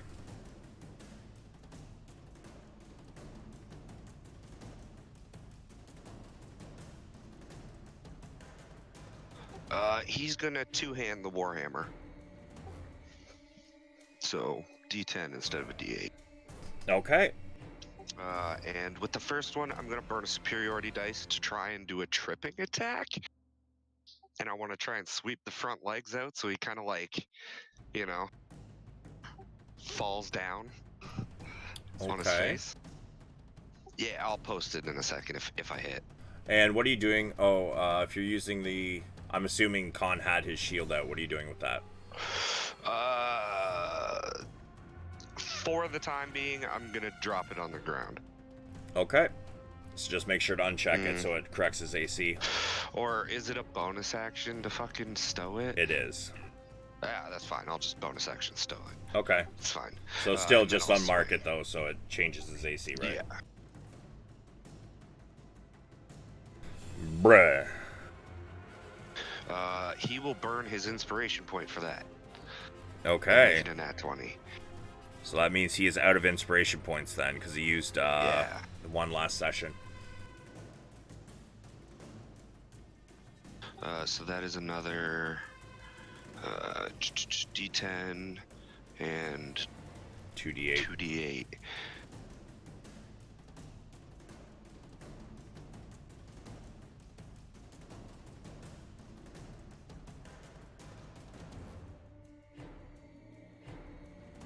Okay, and then DC 20.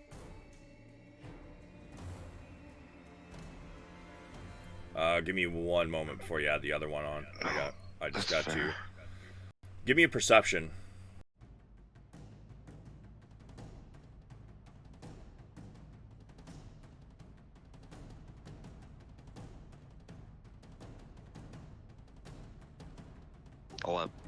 Didn't notice.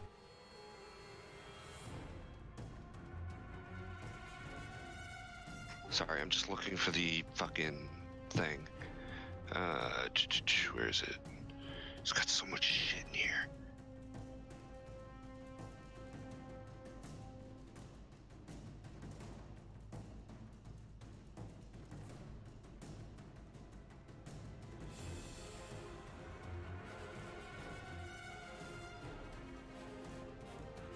There, sorry, it took me a minute to find it.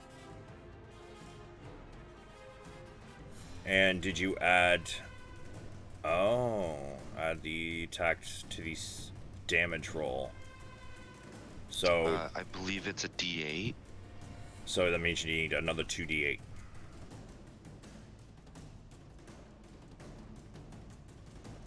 Oh, he's bigger than large, probably. He is. Oh well, it gives me the extra damage anyways.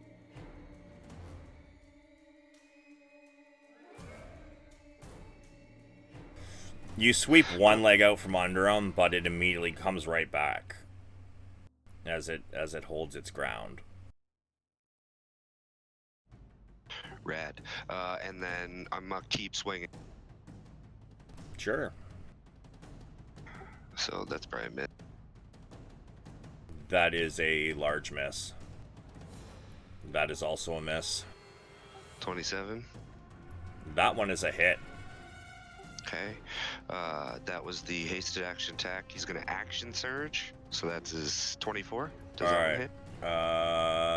Yeah. You get a glancing blow, but it hits. And then he's got 2 more attacks too, because he's got 3 attacks. What is attack action? Yeah. Nice. All right, so let's see. Total up the damage for me, not including your first hit, because I've already done that one. But have the lightning damage for me. And the 17's a miss, 21's a miss, 27's a hit, 24, 32, and 24 hit. So the last 4. Total, minus half of the lightning damage. And just drop it in chat after.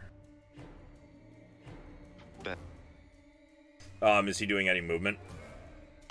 No, he's gonna stay right there. Alright. The end.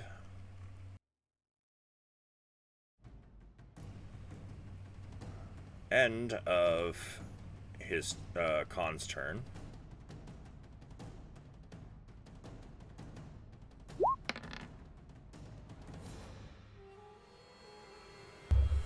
The one zombie disappears.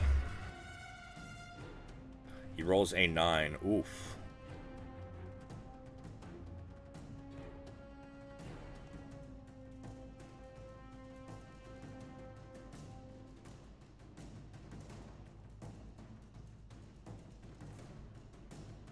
He summons another Nightwalker.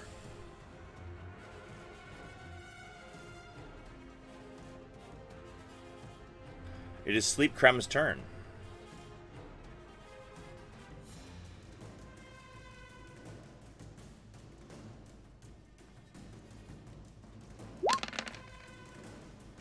Sleep Creme. I need a con save.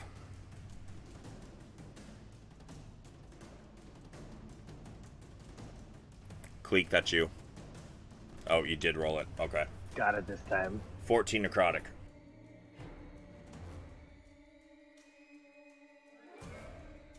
Yup.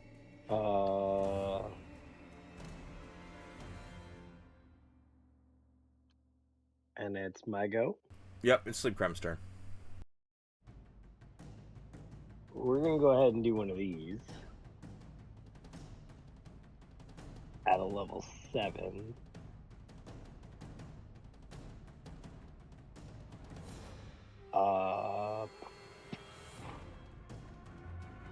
It's 5d8.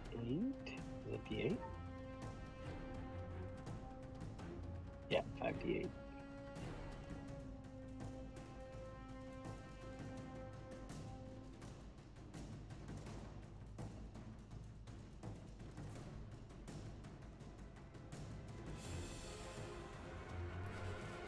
So, yeah, so 40 HP for everyone. Okay, okay. Nice.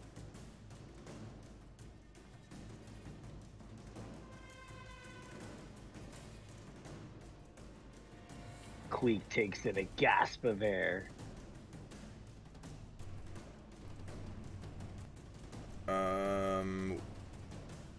In a 30-foot radius sphere pointed. So where did you point the spell at? It's a 30-foot radius sphere, but you can cast it anywhere within 60 feet of you. Oh, I missed that.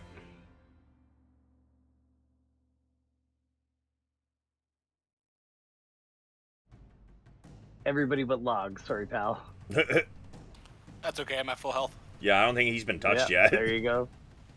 I mean, I'm looking pretty damn good over here. Because everyone decided to poop on the bird.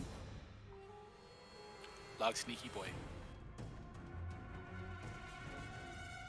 All right. Do you have bonus action or movement? I'm gonna start referring to myself as the Sky Candy.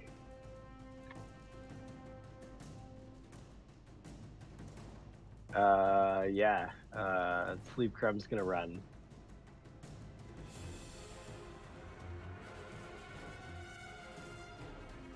back here with Log. And he's like, protect me, Daddy. Got his hiss at him. And where were you? You were here, right? I was 30 feet away from there.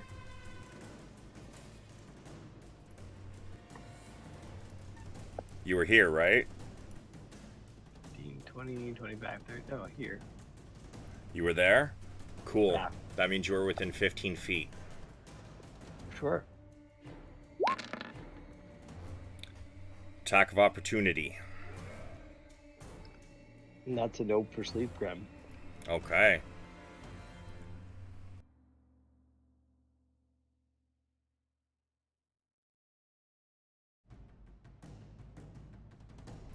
So,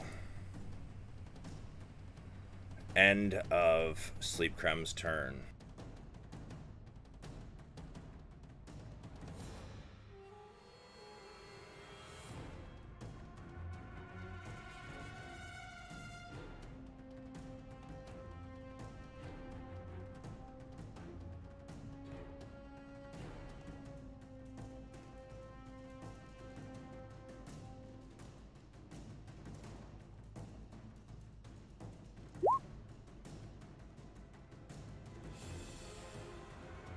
You hear the Bone Lord shout, "Protect me, you fool!"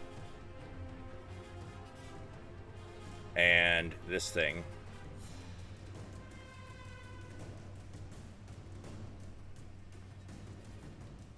flies right up to here and lands behind you guys.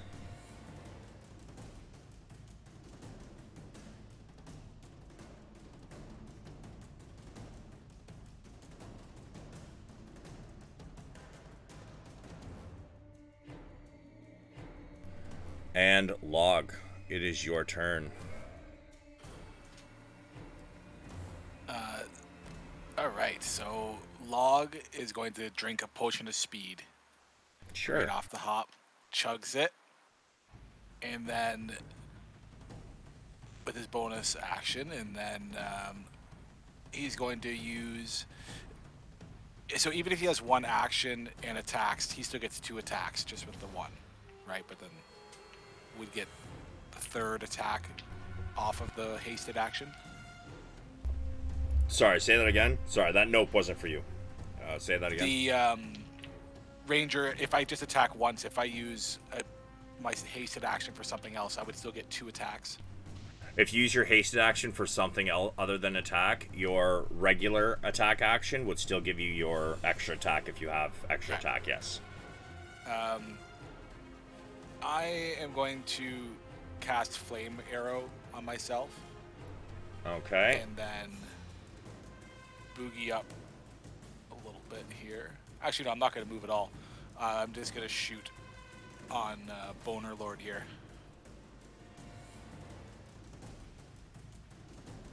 One moment.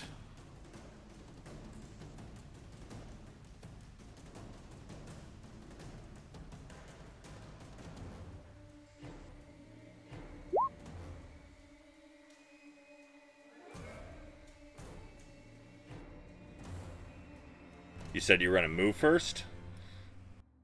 Nope. I second guess moving. I'm going to stay back here. Those are hits. Can you post Slayer's Prey for me real quick? Yeah.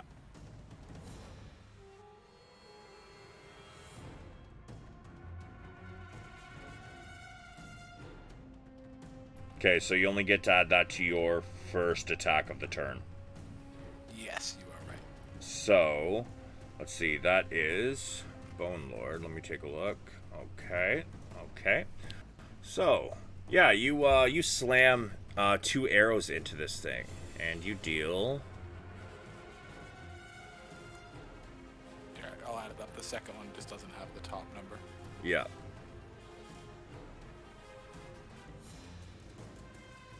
$49.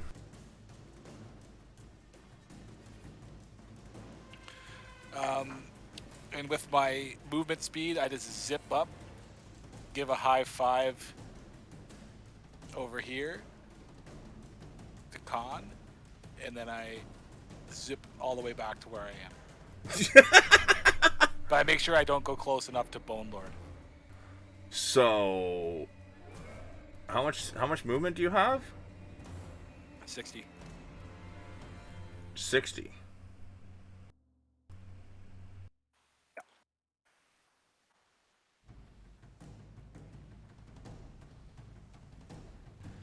So, yeah, you would have to burn like 40 feet just to get to Khan and be be out of range of the Bone Lord. My dreams.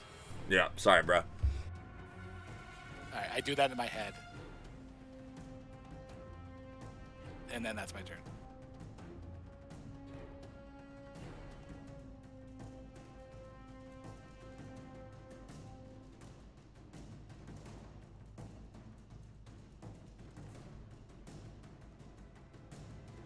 All right, so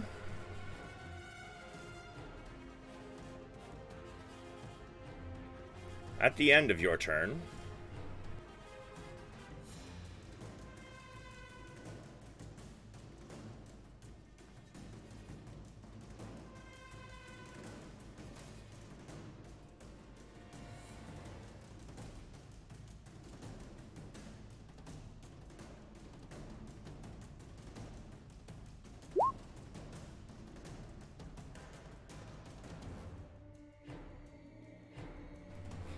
he commands the Nightwalker to attack. Which I just realized I did not roll in the second Nightwalker.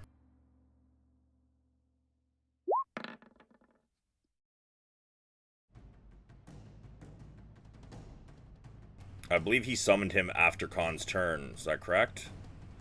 I think so. Yeah, because he was like, Khan laid into him and then it moved on. Yeah. Wow, you might have gotten lucky here. The Bone Lord is looking very weak, but as he commands the Nightwalker to attack, the Nightwalker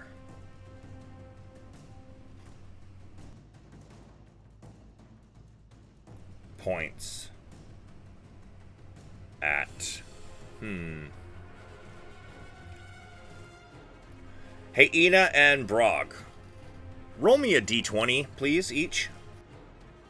4, 5. 2. Brog, it points at you. Wisdom save.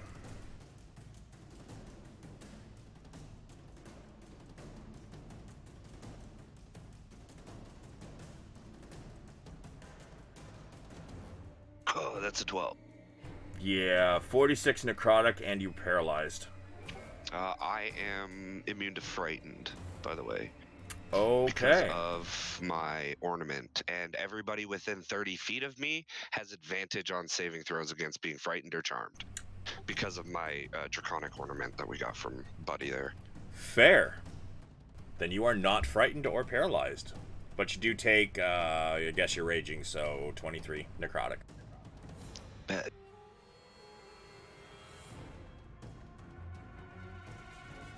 Ina. Yep. I'm going to. Which one am I going to swing at? Oh, right. Actually, before you do that, I do need you to make a save, I believe. Okay. Which one?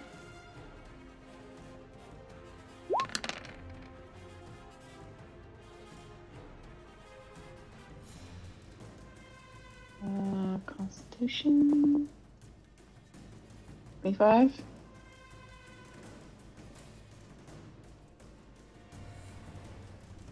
Yes, that is a success. So you take half, but with your resistance, you take a quarter. So 4 damage, necrotic. Sure. Awesome. I will hit the thing above me. Okay.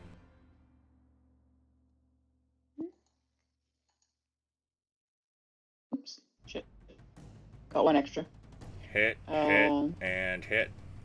First 3. Okay. Great. And he is undead, correct? He is. Yeah, let's hit this bitch up with some undead. Let's just level. Let me see what I've used. Hang on. Used level 3 once, and I've used level 2 twice. So let's use level 1, and I'm gonna hit him 4 times, 1 for each. 1, 2, 3. Okay. So you're using 3 level 1s? Yes. Alright. So let's see. So that's 16, 17, 18, 27, 40, 41 plus your smites. So 41 and 32, 73, and 21 is 94. Yep. As you swing your hammer over and over again, roughly about its ankles, because it's like 19 feet tall and it's standing on the platform, which is 5 feet off the ground. You connect with its ankle over and over again, and you hear some snapping as you slam into its ankle. Ina looks very frustrated. She's making Brog's rages look cute right now. She's just had enough.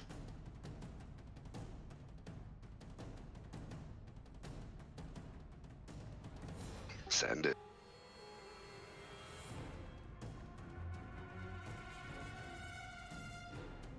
The end of Ina's turn.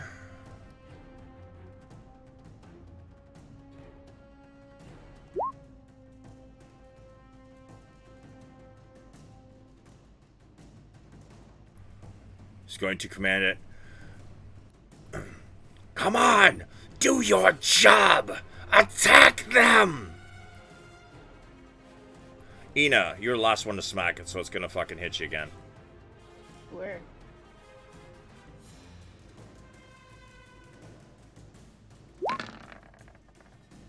Con save. Oh, never mind. Doesn't hit.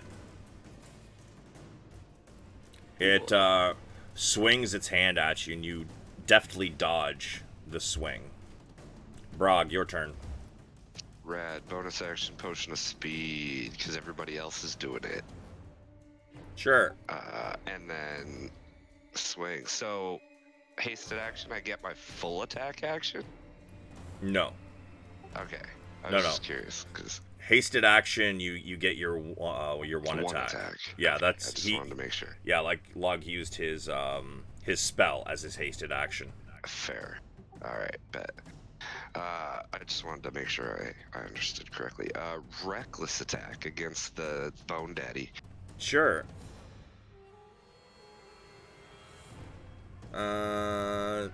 Yeah. Is that not rolling at advantage? Oh, it is. Yeah, it is. Do you want to describe it after your first swing? Oh yeah, I'm like still face level with it, and I'm just gonna bring my war pick around and drive it into the side of his skull and just shatter that portion of it. Yeah, it collapses as the skull shatters, and all of the bones just turn into a massive pile of bones. It's about a good, I'm gonna say 10 feet high pile of bones. Rad. What are you doing with your other one? Bet. Okay, these guys didn't pop out when he died? Yes, that one would. The other one does not. Sick. I'll use my movement speed to get over. Well, this guy's still way the fuck up in the air, isn't he? Yep, he hasn't had a turn. Bitch. Okay. In that case,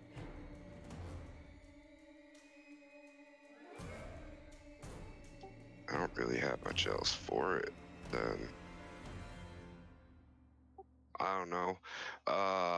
Fucking, I'll pull out a couple of javelins, I guess, Sure. and I'll yeet them at Buddy. Yup. I don't know. That's all I got. I'll move my 40. Or no, wait. Actually, no. I'm hasted. No, but I can't. Oh, hasted action. Yeah. Okay, so 80 feet. Hasted action dash. 120. No, 160. Can I get to him in 160 feet? Yeah, he's about 100 feet in the air. Rad. So from you, I guess. Because I'm also 20 feet in the air still, so.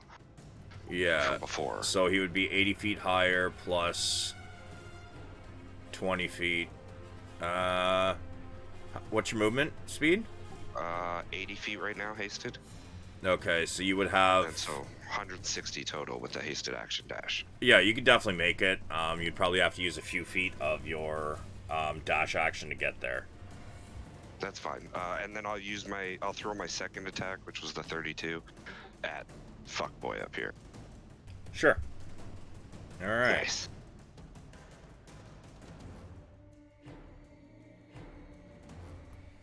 And that'll be me. And sure, give me a perception. Sick.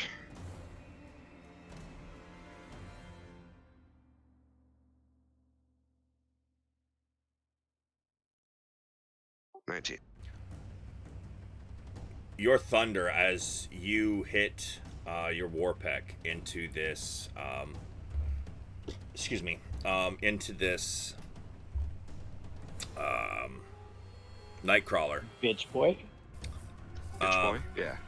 The thunder does not crack as loud as you expected it to, and he seems nearly unfazed by it. That's fine. I mean, it's a passive effect by my... I can't turn it off, so... I'm just, so you've got hints, if you wanted to tell the rest of the group or anything, because nobody's actually done that as of yet. Yeah, Ina told Log, and Log told everybody. That was a certain type of damage. What was it? Thunder? No, you told me that cold and fire. Cold and fire, poison, and I can't remember what one. No, that was the Bodak. Oh, yeah. I just assumed it was the same. Oh, okay, that's fair. Yeah, unfortunately. Yeah, you know what? Telepathically, as a side note, I'll just let them know. Thunder damage doesn't really do much, but that's fine. And then I'll end my turn. Thunderclap was ineffective. Unfortunately. I mean, he still got picked, so... That's a shame. I was really hoping I would roll a one of the priestesses. That would have been handy as fuck. But I didn't. Instead, I rolled a second Nightcrawler. Which is upsetting.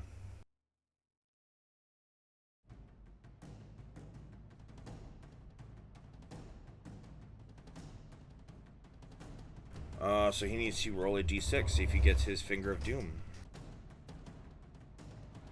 You fingering people again? He has it back. So, first thing he's going to do... Finger the DM's cousin. Once again. Hey, it's a different spell, alright? It's a different spell. Different fingering. Nice. 28. 28? Yeah, that'll hit. 21 con save. Rad. Let's go.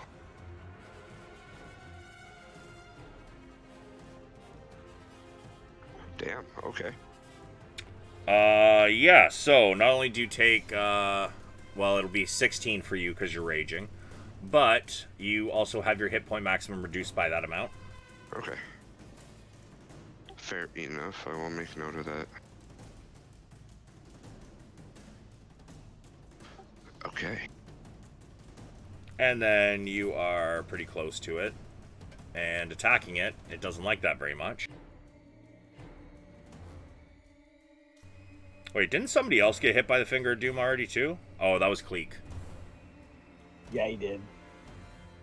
Okay, what? There we go. Wisdom save, please, Brog. So, Cleek, just make sure to... Whatever damage it was you took. I don't know if it's still up there somewhere. That's your hit point maximum reduced. 14. I'm still immune to being frightened, so... Yep. 42 necrotic. So 21.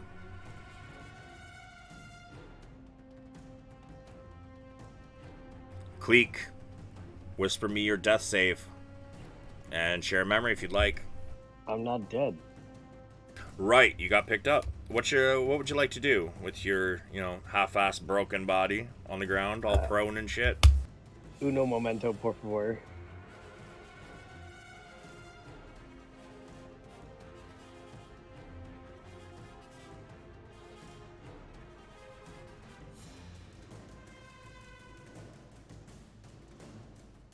Okay, so when Cleek got hit, it was the pattern of death from the Bone Lord.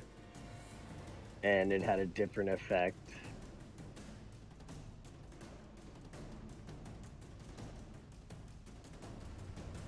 No, the pattern is that would be the one that gave you your death saving your second death saving throw fail. You were up in the air.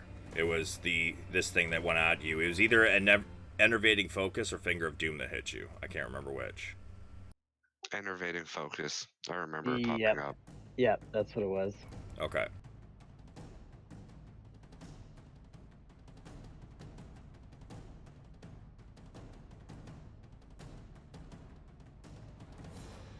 Okay. So Queek is gonna roll over onto his back, and he's gonna like reach around for his bow, kind of shake it off. He's gonna sit up, and from seated, he's gonna fucking fire some arrows upward. Sure. Or no, sorry, he'll stand up. All right. Stand up and shake it off, and then he'll fucking fire a couple arrows. Shoot him in the dick. It's a hit. And a hit.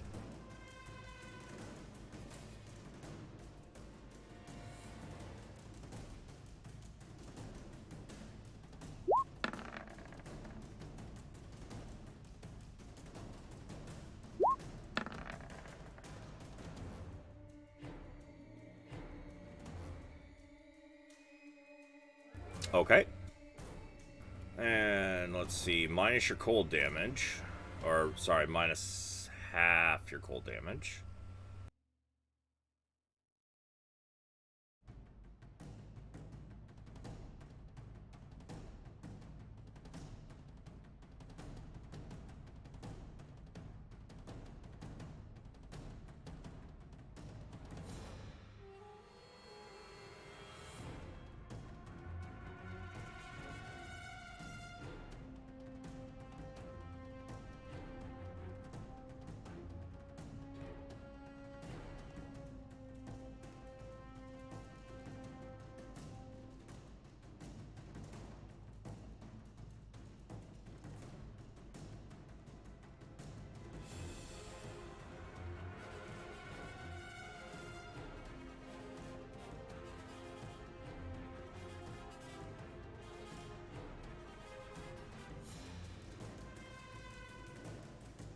Uh, 56 and 13 is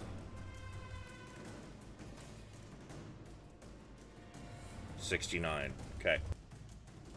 69. Nice. Nice. Got anything else? Yeah, the Supreme Healing Potion. Okay.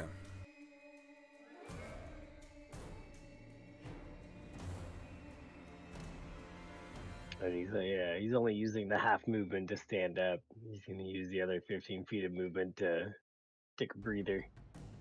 All right. Con. Con can do absolutely nothing because the thing is in the air. This is true. He has no mode of flight whatsoever. So he will use his movement speed to get up under it by Cleek. And he's gonna forcibly make Cleek drink a potion. Okay. He's just gonna like grab you by the beak and he's gonna uncork it and then shove it in your throat. Alright, give me the roll then. Nice. It is a superior healing. So 29. How you looking there, Gleek?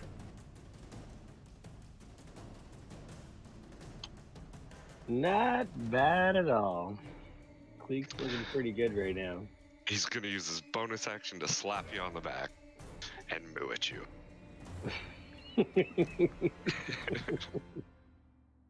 Alright. Sleep creme.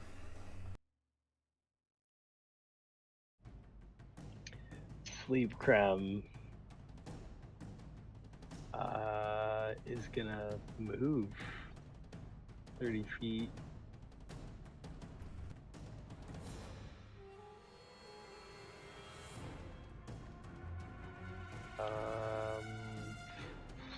I don't know. Bonus action, Bardic Inspiration on Ina. Alright.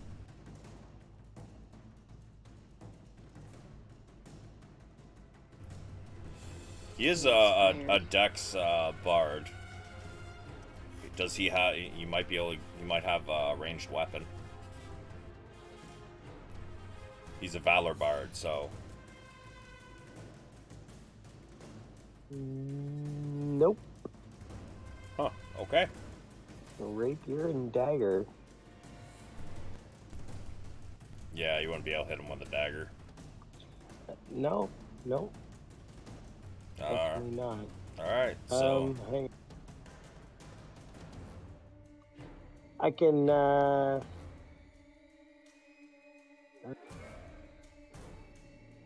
throw that at him.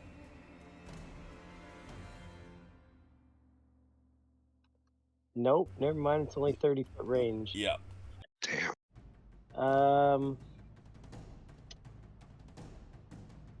Oh, there we go. Let's give him one of those. 120 feet, huh? No, that's not gonna hit. Fuck.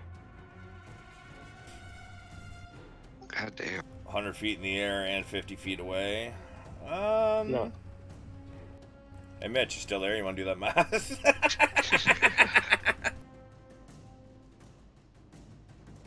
I mean, maybe?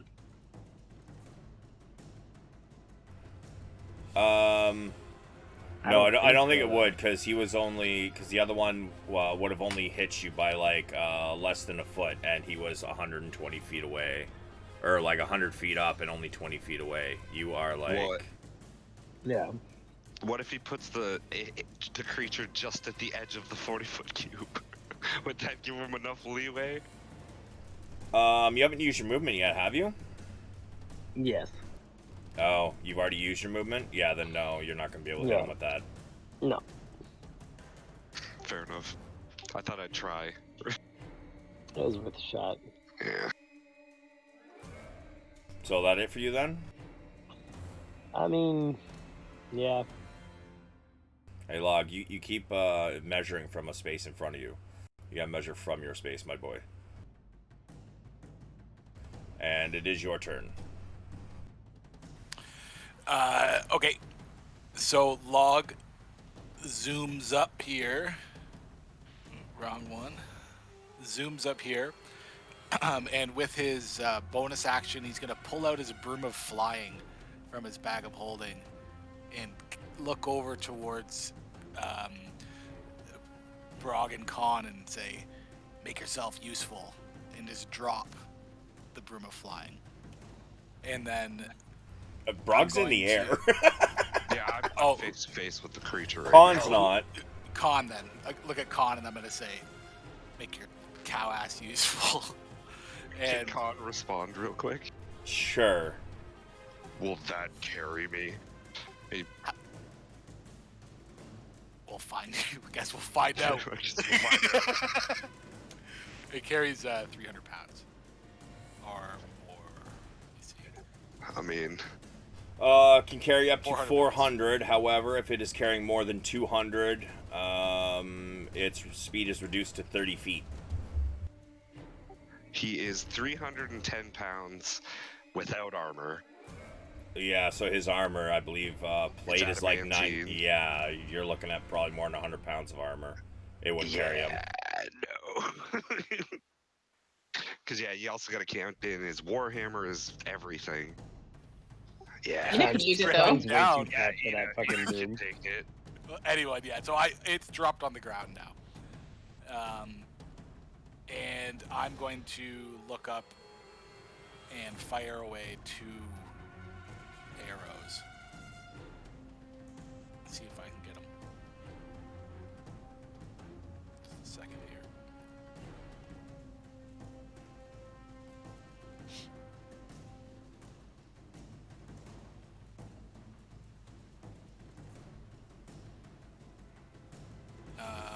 Yeah, I don't have Slayer's Prey on. So, go.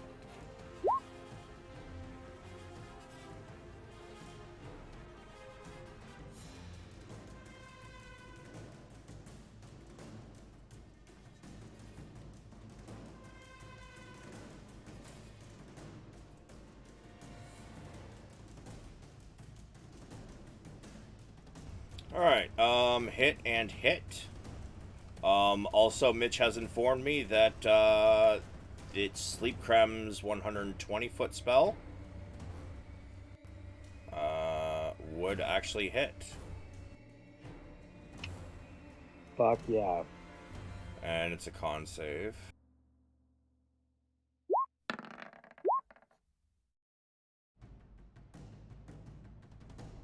What?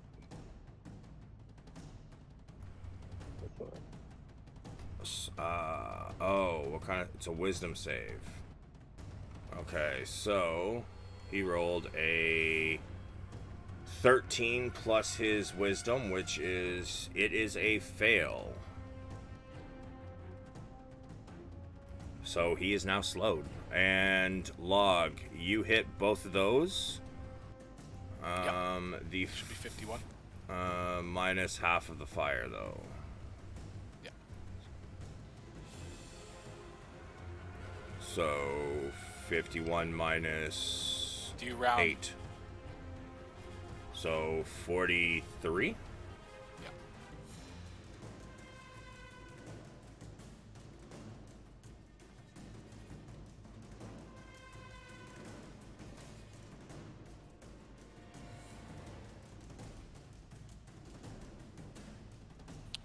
And that's the end of my turn. Damn right it is. Dundee. All right, Ina's turn. Ina. Ina's gonna pick up that broom. Sure, I'd say like since he didn't say he threw it, he dropped it. It'd probably be in the space in between you, so you wouldn't have to move to pick it up. But you can pick it up. I'm gonna pick it up. I'm gonna mount it, I guess. Never flown before, so this is gonna be fun. So you can go. I believe it has a speed of 50 feet. Wait a second. Why does it say that Shadowfell Ina has a flying speed of 60? Because Shadowfell Ina does.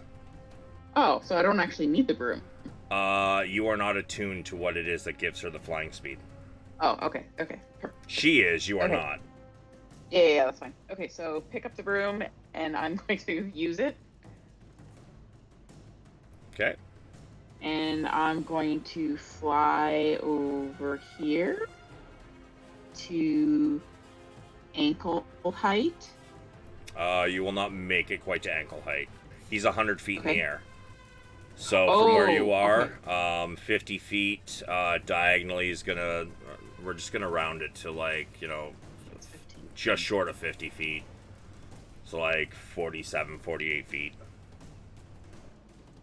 Okay. And then I guess I'm gonna over here because actually, as a bonus action, can I take a potion of speed?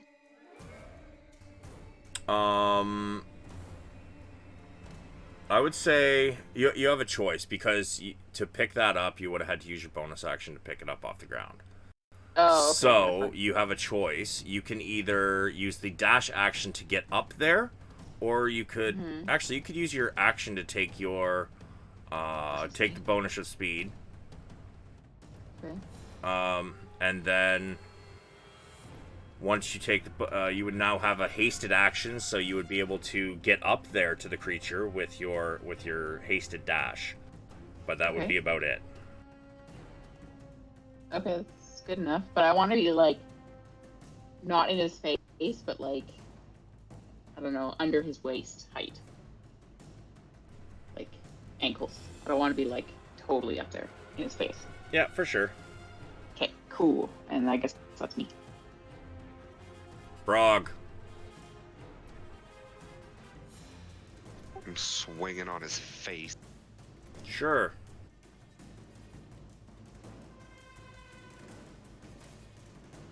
Recklessly. Apparently it didn't want to roll at advantage. We'll take that at your first damage, but both of those are your first attack. Bet.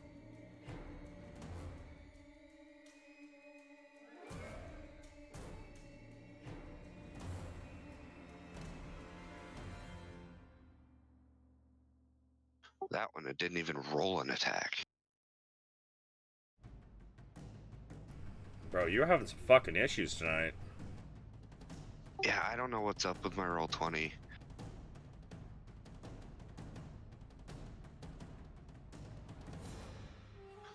Oh, wow. What the fuck, man? Okay, so, 11 plus 15. So 26 to hit. Yeah, no, definitely. Okay, so that's my second attack, and then for my third, hasted action attack. There we go.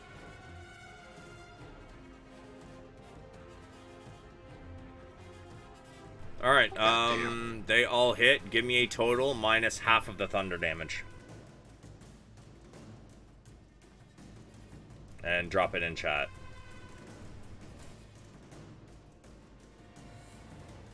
And he is currently slowed, so I believe that means he gets a 1 action.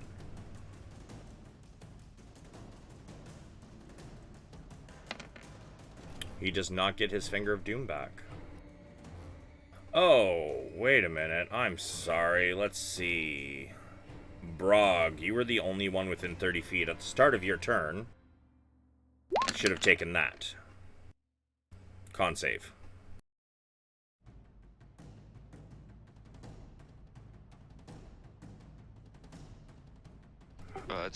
It's the first one, and it's not at advantage. So, quarter the damage. What's that, like 5? Yeah, I believe so. Isn't Ina within range as well? Not at the start of your turn, you weren't. Oh, sorry, my turn, not his turn. Okay, yeah. Cool. Any creature that starts its turn within 30 feet. So Brog started his turn there. Cleek and Con are both too low, and you didn't start your turn there, so. However, he is going to enervating focus you, Brog. Okay. 28. Con save, please.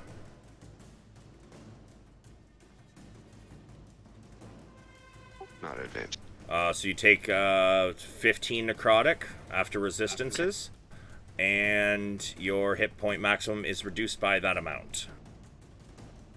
Bet. Cleek. Yeah. Cleek is gonna fucking shoot some more arrows. Oh yeah, he is. He is slowed, which means his AC is reduced by 2, correct? If you say so. That means, it is. Yeah, -2 penalty to AC. Okay. So, miraculously, they both hit. Wow. Give me a total minus your minus half of the cold damage, and I believe in your top attack there is a D8 of cold damage. The arrow's flight. I got 57 for my attacks, by the way. Sorry. 57. Yeah, that's what the reduced damage for the thunder.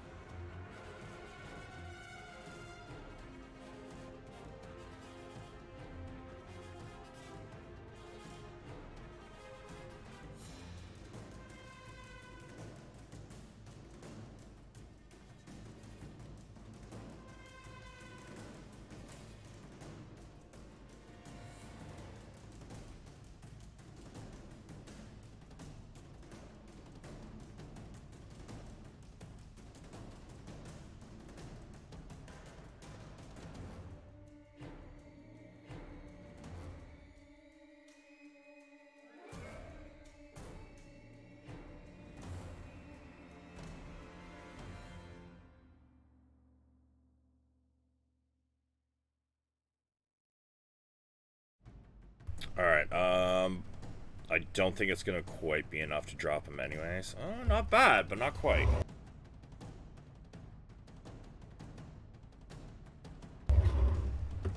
Con.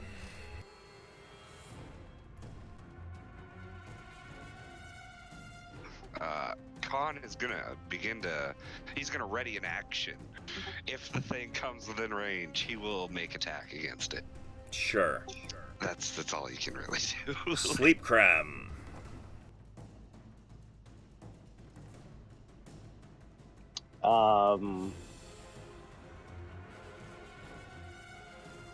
Sleep crab is gonna run up to here. And then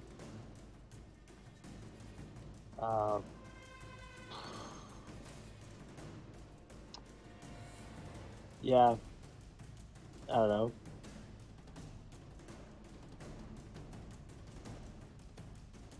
Yeah, fuck it. He's gonna cast Mass Cure Wounds again. Okay.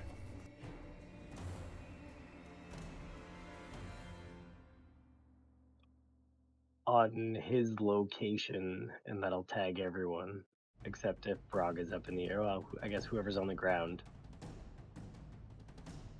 Okay. Khan You should just be able pristine.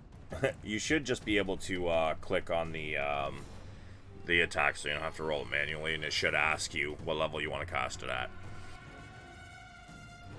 from the main page.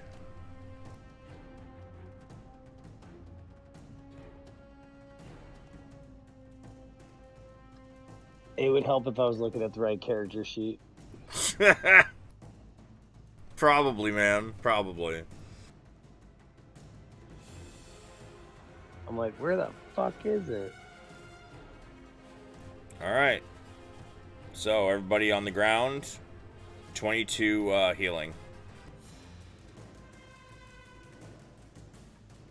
Yeah. Anything else? Bonus action?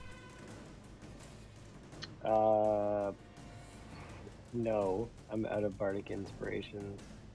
Actually, probably a potion. Alrighty. I'll go ahead and roll that while Log, you take your turn. So Log is gonna mark him with Slayer's Prey, bonus action.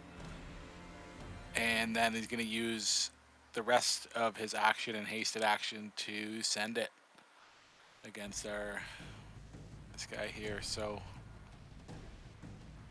here we go. Yeah. That's a hit.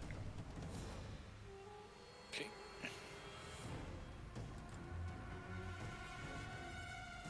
You want to describe it? Yeah, it shoots up and kind of on a wicked angle comes in right under the sternum, and just the arrow goes right in, and it's gone. Yeah, it sinks in, and as it takes that last hit, the arrow just kind of it immediately starts to fall out of the sky. And as it crashes to the ground, Cleek, give me a dex save. How high up was it? 100 feet. And I was looking at him. Do I get advantage? Sure, why not? Can I burn a reaction to give the help action? I mean, I already had advantage. yeah. Oh, that's fair. That's enough. Yeah. So, you leap out of the way as this thing crashes to the ground. And as it slams into the ground, it becomes just a massive wisp of disappearing shadow.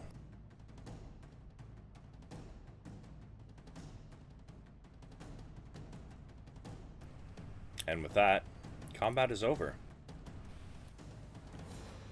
This place. I go check out the pile of bones. Yeah, same. I want to collect what remains of its skull. Is this fucking thing dead? Sure. Log, give me a medicine check, I guess. And sure, Brog, you pick up one of the you pick up the skull, what's left of it. How big is it? It's probably like well, it wouldn't have the jaws on it, so it's probably still like a 4-foot skull, like top to bottom. Okay. Front to back, probably, I don't know, 1.5 feet, and width, I would say, because it still has one of its horns on it, probably a good 3 feet. Nice. I'll run a rope through it and then sling it over my back. Nice. And then just kind of secure it, like, shoulder to hip style, kind of,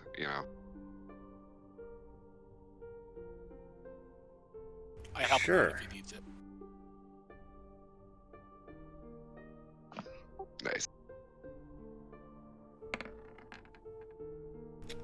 Yeah, you're pretty sure it's dead, Log. You can never be too sure. I also collect some bones. I want just like a couple pieces that I can carve up later. Yeah, sure. Grab up a few bones. Why not? I think this is a bad idea, guys. What gives you that idea? It'll be fine. The last time we decided to try to collect something and pussy it around, it revived itself. So. Are you saying we should get the hell out of here? Yeah. Cleek's in the air surveying for more enemies, so. Sure. I'll be honest though, I've been holding in a whiz for like an hour and a half, so I'll be back in a minute. We're gonna take a quick 5-er. Alright. I'll allow it. Fair.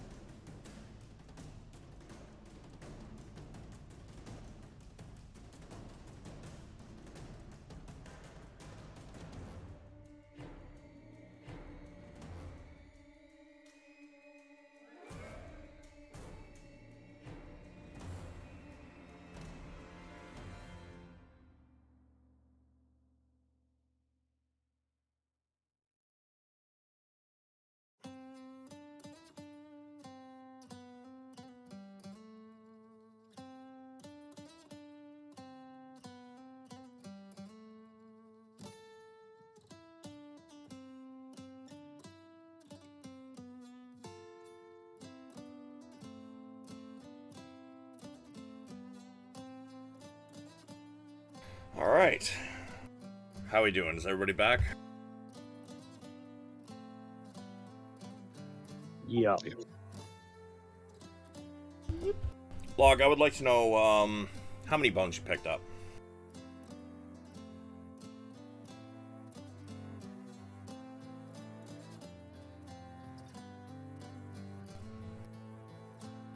No? Log's still AFK? I'm here. Like just one that I can grab. Yeah? The Okay. answer is not enough to make a full skeleton, guys. That is the answer. Yeah. Log's a monster slayer. He wants the keepsake.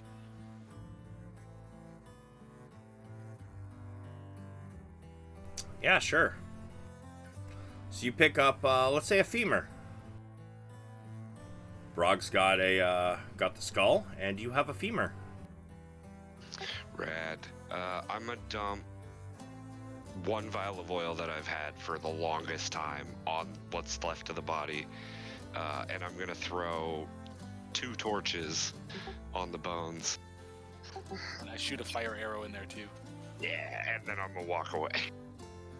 Yeah, you guys do a superhero move and walk away from a pile of burning bones. Yep. You know, if it does decide to come back, that might slow it down a little bit. He said has one less femur in a head. Yeah. Yeah. Yeah. I'm gonna carve my god symbol into the skull though while we walk.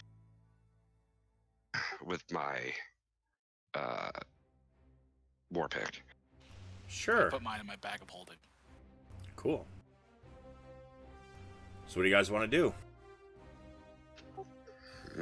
Well, Ina, where do we go from here? Back to the path. And we continue. It was another 2 days, right? Yeah, we got 2 days left to get to the yeah. other side of the mountains, and then she's going to give you the other directions from there. So as you guys head off, Ina, in the back of your head, you hear a very familiar voice. You and your friends might actually make it out of here alive after all. It's pretty impressive.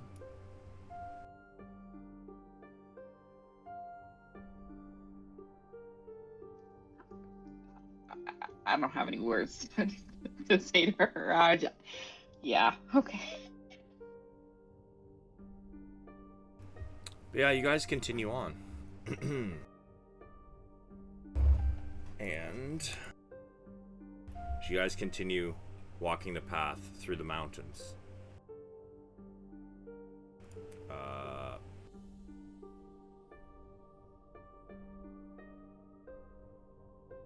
Shit, I forgot to do something during the break. Give me like 30 seconds. This is unacceptable. Time is money. Hey, you get to talk about that when you start DMing, bro. Time is always money. You're up next, you know that, right? No.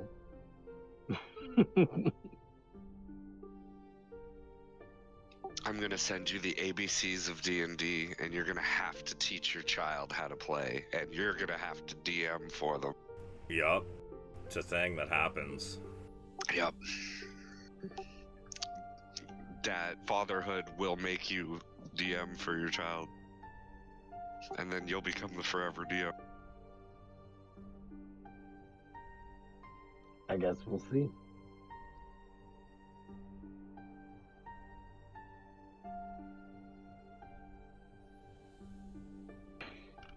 I mean, that's like years down the road anyway, so. Ages 4 and up. I was gonna say, no, you gotta start them early. Literally, the book is ages 4 and up. It's great. So still more than 4 years away. Nah, No, a little A bit. is for Few months. this. Oh, it's like a totally dumbed down version of like D&D 5e. It's like the simplest shit for like little kids, so they can start getting into it early. It's great. So, As you guys are walking, already tired from a battle first thing in the morning, I would like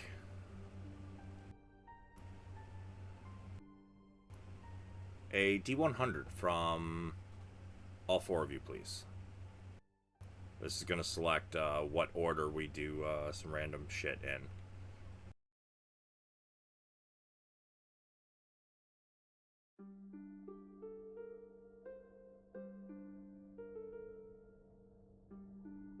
Log, you're up first.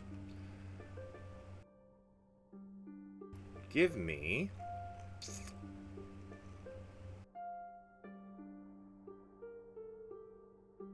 a... Oh shit, that's not the right list.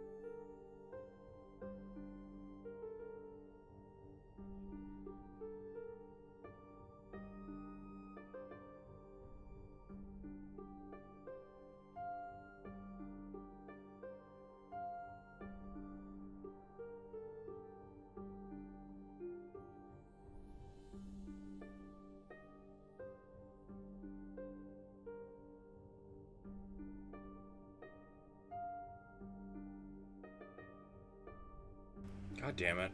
I lost my bookmark.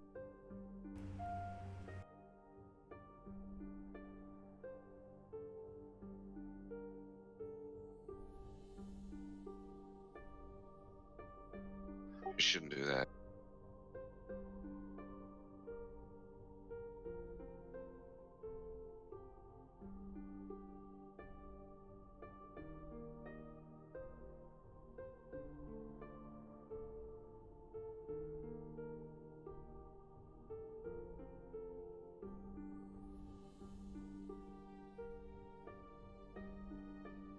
Did Cleek see anything as he was swinging around above before we even started moving? No. It is, it's pretty dead out here. Okay. Cleek will report that back, but there's no more incoming threats. With the joke or without the joke? With the joke.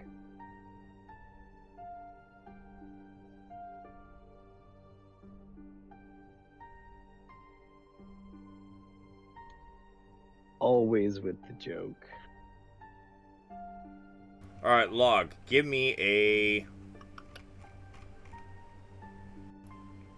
D40.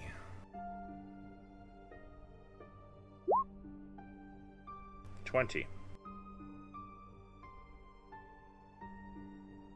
Several hours into your walk, you notice ahead of you, walking the opposite direction,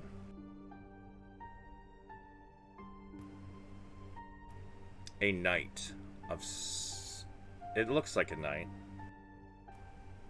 There's a horse with a with some plate armor over top of it, and the rider is slumped in the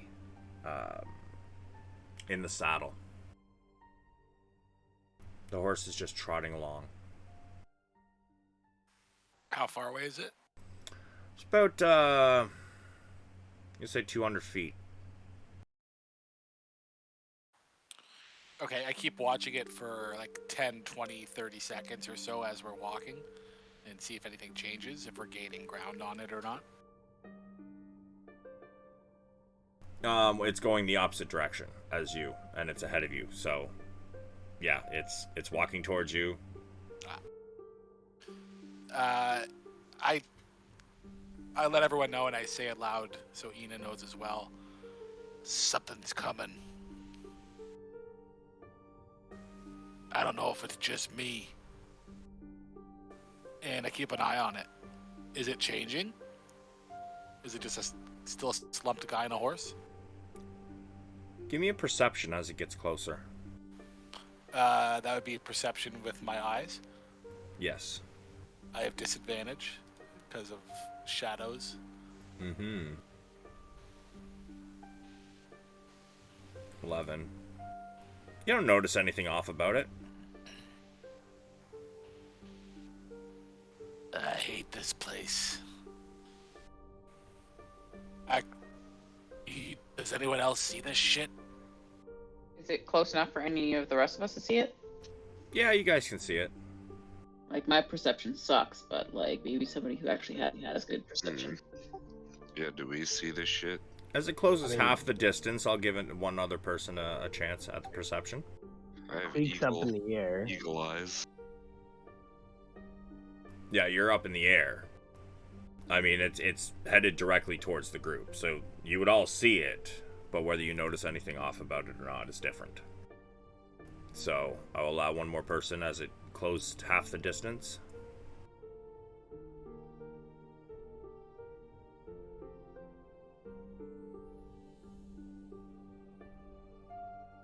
Well, Cleek, you're probably better off than I am.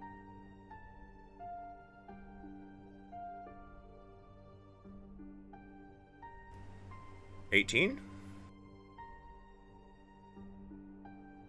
Yep. The horse seems to be from behind the armor. There seems to be wisps of shadow coming off of this horse.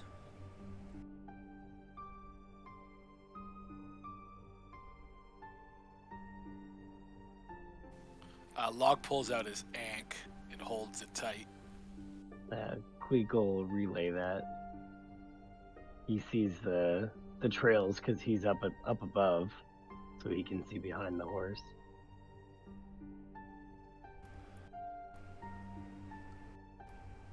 It's now about 50 feet away.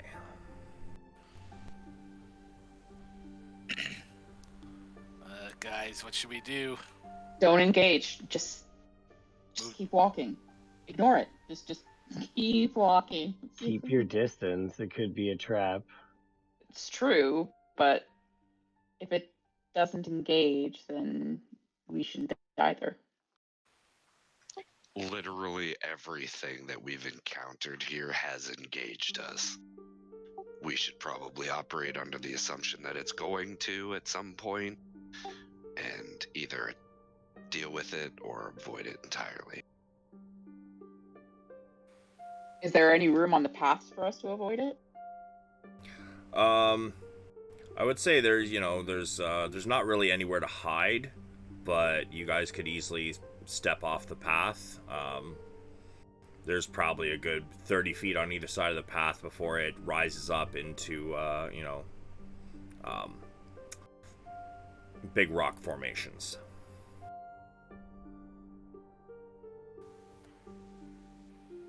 All right, Okay. let's just move over to the side and be ready in case this thing tries anything. Yeah, for sure. Yeah. Weapon drawn. I have my ankh of Atten held out. Not held out, but ready to go. My bow is drawn up in the air. I will Yeah, hold prepared, the but- in a rage in case of an attack. It is now about 10 feet ahead of you. Well, but, I mean, you guys are off the path, I take it. As you're readying your shit.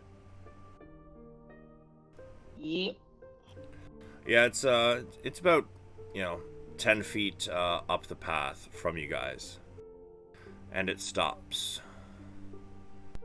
And it stops suddenly. And the rider lurches forward as the shadow horse stops. And he falls from the saddle. You can see leather armor. Black leather armor. With what looks to be bone studs in it. And his head, face and head are cloaked. But as he falls forward, he lands very ungracefully, to say the least. You hear a crack as his head bounces off the ground. And blood begins to pour out. The horse kind of scratches its hoof against the ground and stands there. Is it like an actual horse? It seems like it was at one point, but at this point it is just a skeleton with, seems the shadows that surround it are mostly just coming straight from inside of the bones. Okay. I think we should just gently and slowly just keep moving. Yep. Just shuffle. I kind of want to approach the horse.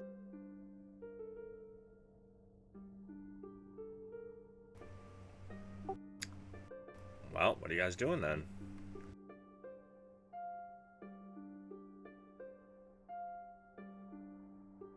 I'm shuffling and moving on, and hopefully that's okay. Yeah, Graham is gonna It's follow pretty Ina. good. You guys, I'll catch up if need be. That's fine. I can fly, so I can move pretty quick if need be. Alright, so who's moving on and who's staying for a moment? I kind of want to fuck with this horse for a minute. Like, I'm moving on, I and I am still moving got on. the ank ready. I'm ready to blast this fucking thing.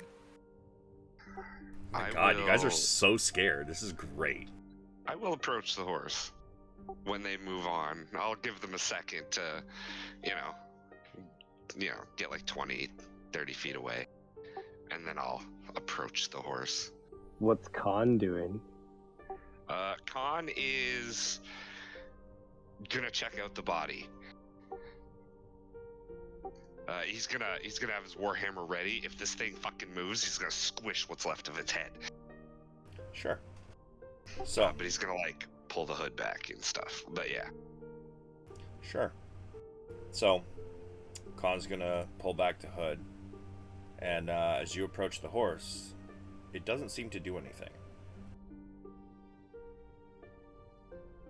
As I approach, I will make sure it can see me, like it's got me in its full sight line, so that I'm not like coming up on the side in its blind spot or whatever, right? Because you don't approach a horse that way, because it'll spook it, right? I know it's probably undead at this point. It's not a beast anymore, but it's got reins and everything, right? It does. I'll reach out and kind of try and gently grab a hold of the reins. And scratches its hoof against the ground again. But as you do this, I would like a perception. Okay. 13. Not great. Okay, and what is Khan doing as he removes the hood, besides keeping his warhammer ready?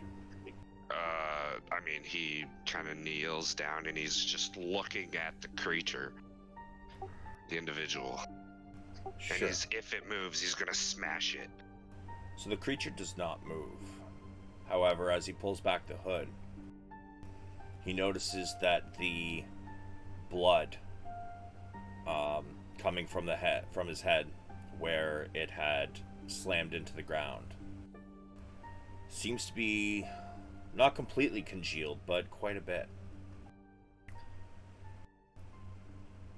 I would say you probably don't notice what I wanted you to notice on the saddle, but Khan, I would like history at advantage. 19. He has seen some creatures like this back in Evernight.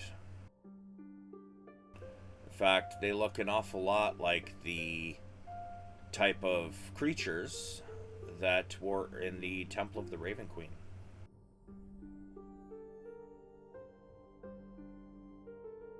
Okay. It's a Shatterkai. Interesting. The cheeks are sunk in, even more so. And have him give me a medicine at advantage. Okay, give me 1 sec here.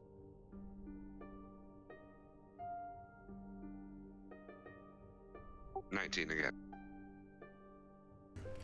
He's this creature's probably been dead for a couple days.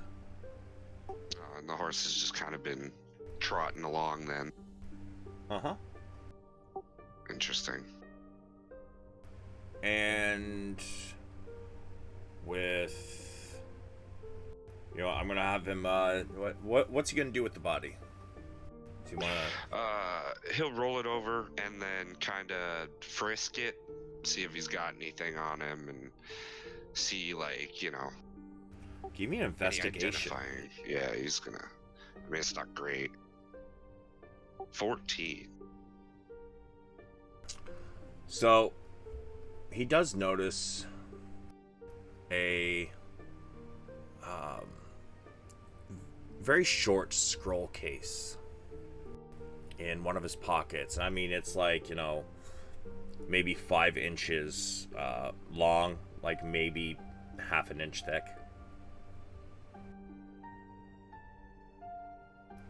And it has the symbol of the Raven Queen on it.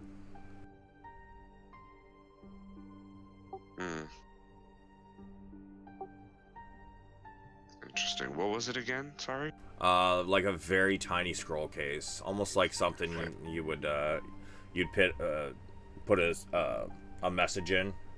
It's just a little bit bigger than a, like, you know, a carrion pigeon's.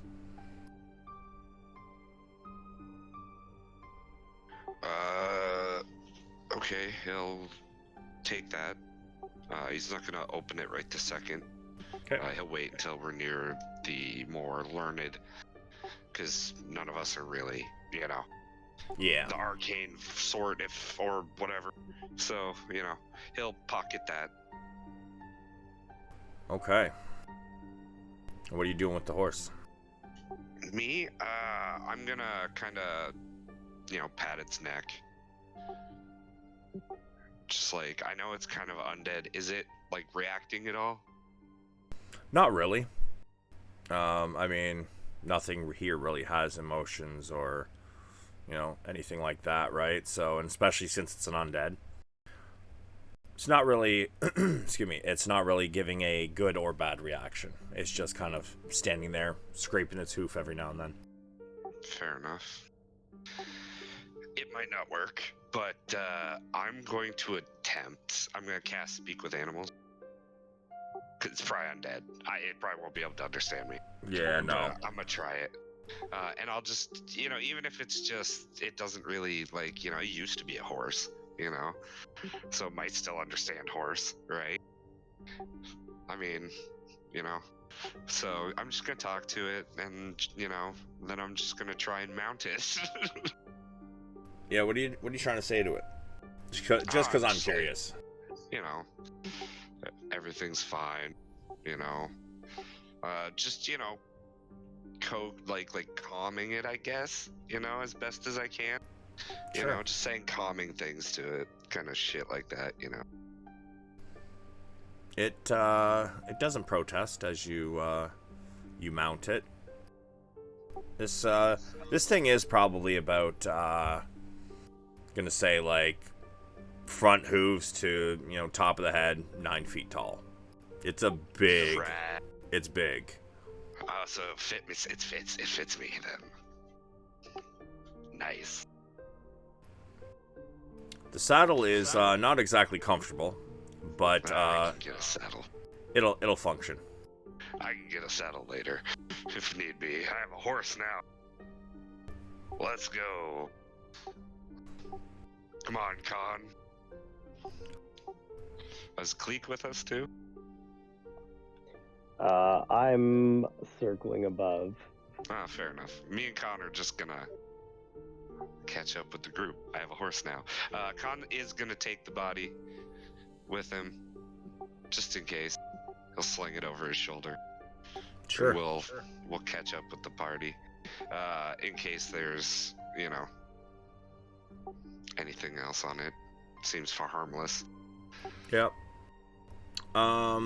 yeah, you guys get catch up to the rest of the group, and as you guys are continuing on your way.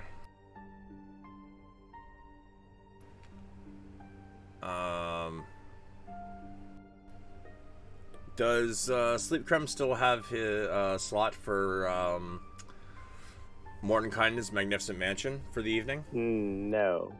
Oh, that's fun. Oh, that's pretty. That's awesome. Wait, doesn't he have level 8 spell slots? Maybe if he's level 14. Love it.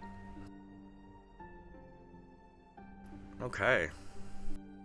Well, you guys continue on. It starts to get dark. Next up, we got a 35 was rolled. Ina, Yes. give me a D40.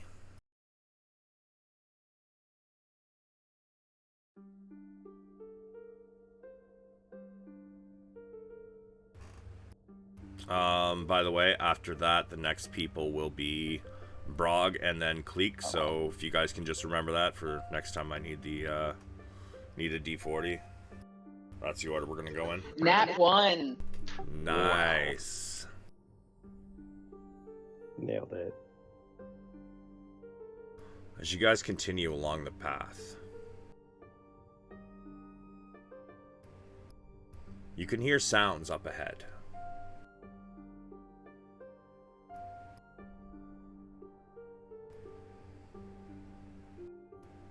As you continue,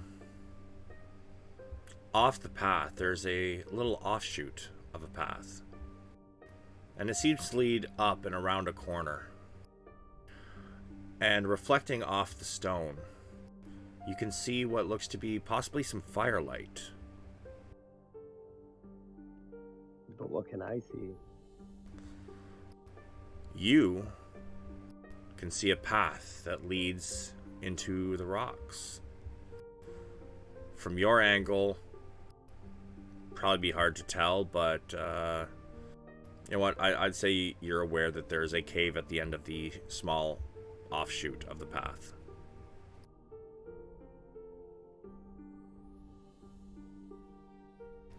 If Cleek sees the group looking up the path or looking at the path or whatever, he'll just tell them that it leads to a cave.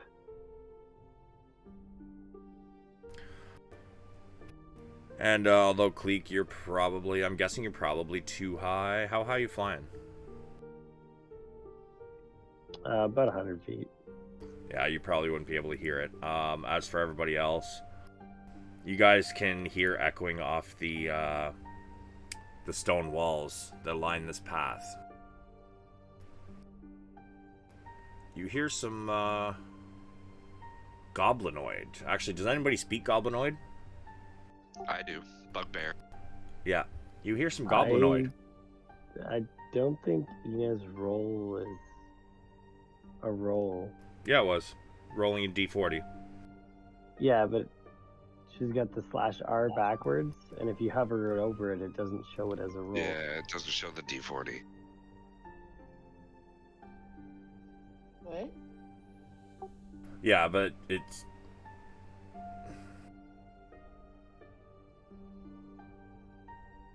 I typed it twice. Yeah, see, if I roll a D6, it's... Yeah. Oh, yeah. See how she... That's why, like, when she typed it the first time, that's why it didn't roll. She typed it the second time, so... But yeah, you guys hear some goblinoid. And Brog, since you understand it, I would like you to roll me a perception to hear if you can actually understand or just know that it's goblinoid. Just because it's although it's echoing, it's still kind of like hard to understand. That's a 10.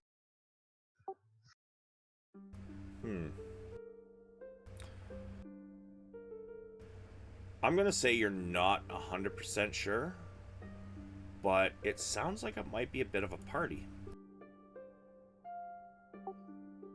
Does it sound like? Can I tell if it sounds like goblins or like orcs or other bugbears? The voices are much deeper than you would expect from a goblin. Oh, it could be maybe hobgoblins and shit too. I don't know. I'm not trying to necessarily identify it. I'm just trying to see if I could, Yeah, that's why I explained it that way. Yeah, no. I'll just goblin party. Probably best to avoid. I don't know if they're friendly. Typically not.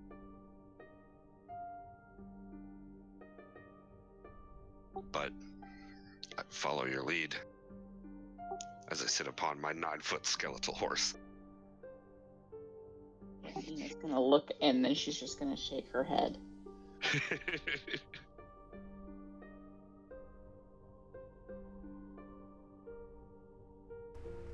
So what do you guys want to do? I mean, Cleek's up in the air, so he's not coming down unless they head towards the cave. Well, what is Con, Sleep Creme, I Log mean, doing? Sleep Kreb's not going to suggest going in the cave. And Brog said probably not, so I guess we keep going. Khan kind of wants to check out the goblin party.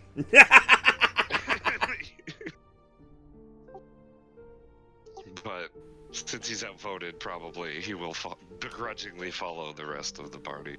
The only thing we could do is, sneak in with one person invisible, but it might just be a waste of time.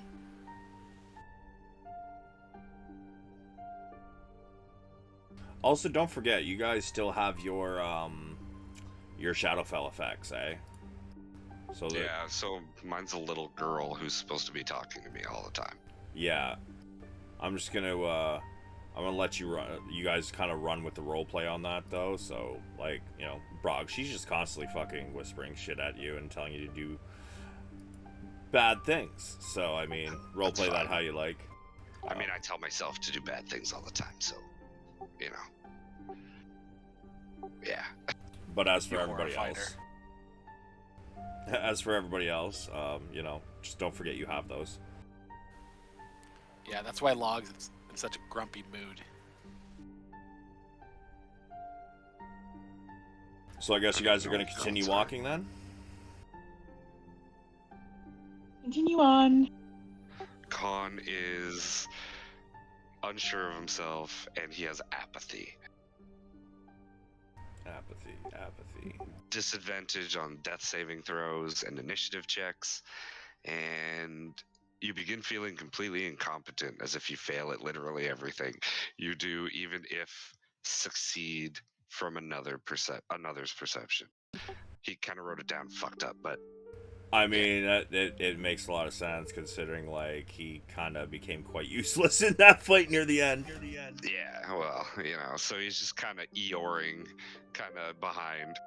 And what's he doing with that body? Is he still carrying it? He's gonna strip it, and then he's gonna toss it and leave it. Wow. He'll just take everything off of it. And then he'll just kind of like leave it on the side of the road. Sleep Creme, I would like a perception. Is it visual? It is. In fact, I would say he would have... Oh, I'm going to take the 22 though, because he would have advantage on this. So, just a straight roll. Okay. I mean, my honestly... shadow effect is yeah. disadvantage. Yeah, so like the advantage and disadvantage would balance out to a straight roll. Dope. But the reason he would have had advantage was because as Khan begins to strip this corpse, Sleep Creme looks over and he notices on the armor a symbol of the Raven Queen. He recognizes this as a Shatter Kai, one of the Raven Queen's followers.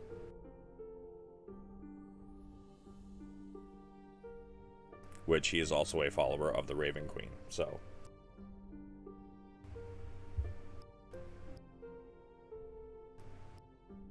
It's up to you, Cleek, whether Sleep Creme would do anything since he's not actually here. Yeah, he's gonna ask you to stop fucking with the body. He doesn't need this armor anymore.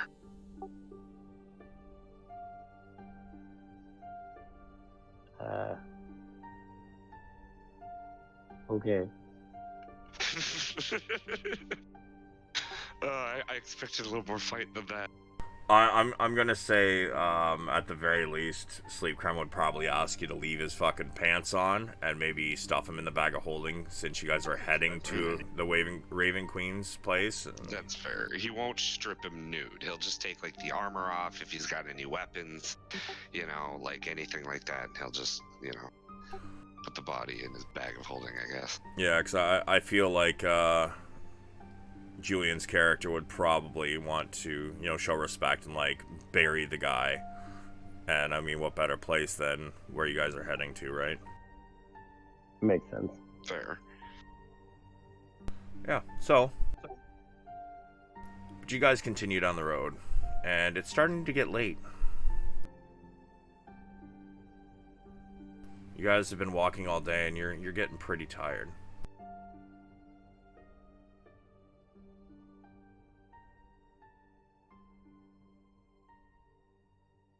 What do you guys I will want to do? ask Shadow Ina if she has any suggestions on where to camp for the evening.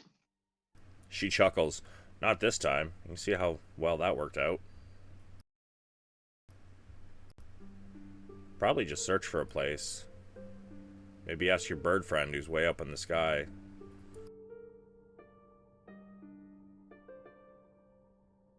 Can somebody ask Cleek if he can see anything that looks like a good spot to stay for the night? I will telepathically ask Cleek if he can search for a place that we can hole up for the night. Cleek will search for a place where we can hold up for the night. Cleek gets advantage on his perception check to find a place to hold up for the night.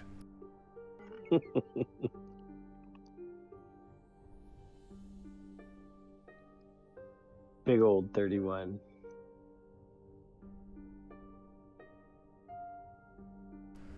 Yeah. You end up finding a cave entrance. Without a goblin party? It is dark inside, from your angle at least. Is it facing back in the same direction as the cave that had the goblin party in it? You guys are a couple hours from there at this point. But it is... That doesn't answer my question. It is... So the way the other one was facing was pretty much... It was facing back the way you came, but on an offshoot. This one is also on an offshoot pass. But with your perception, I would say, like, you probably wouldn't notice any... It looks less worn, this path, than the other one did. And you guys are a few hours away, you know, you've passed a couple peaks and whatnot. So it's... if you're kind of wondering if they're possibly connected, probably not. Okay.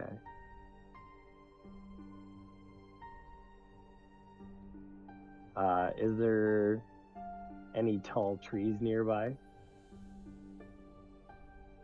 No, this entire land is just barren. There's like you're up in the mountains, right? And even like on ground level, there's barely any vegetation whatsoever, and whatever vegetation there is definitely fucking dead, withered, maybe even slimy. But up here, nah, man, it's all rock, Dope. black and gray. We'll fly down and join them in the cave then, I guess. You know, we'll call out and be like, oh, over this way. And soar down. Okay. Rad.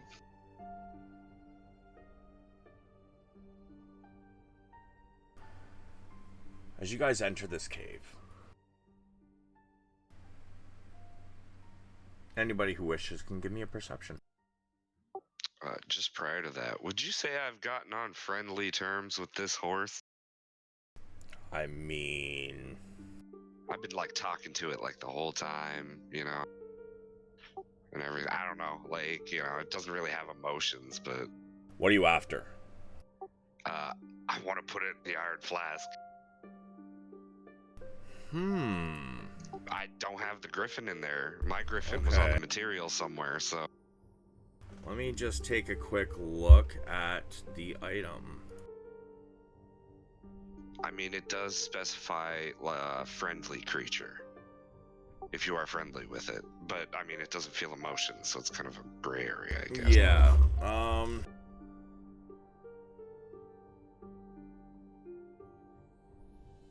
friendly, and it's willing to enter the flask.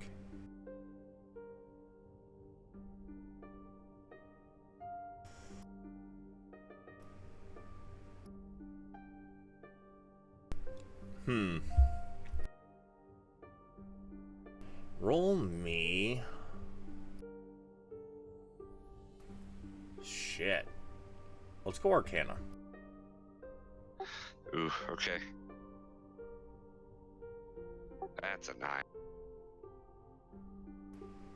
I'm gonna say no.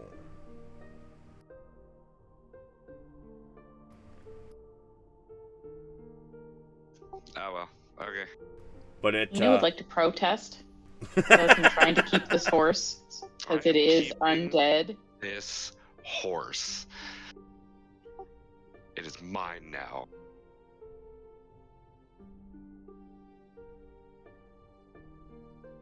I mean, any rebuttal?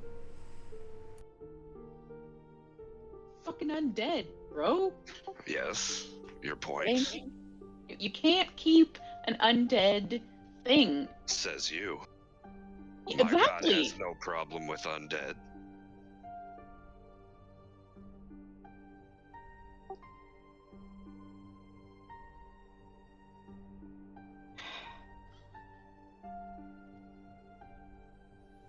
It's not right. There's lots of things not right. You're currently not right. Okay, that's fair. Exactly. That's the pot calling the kettle black right now. This horse has done nothing wrong. It has just existed here, and this place has sapped its life force from it and left it a husk. I at least seek to try and give it some service, meaningful service.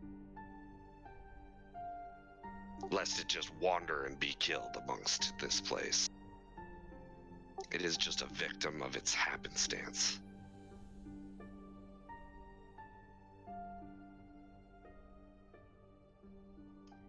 Fair argument, I guess. And I'll lead it into the cave. I'm still not happy.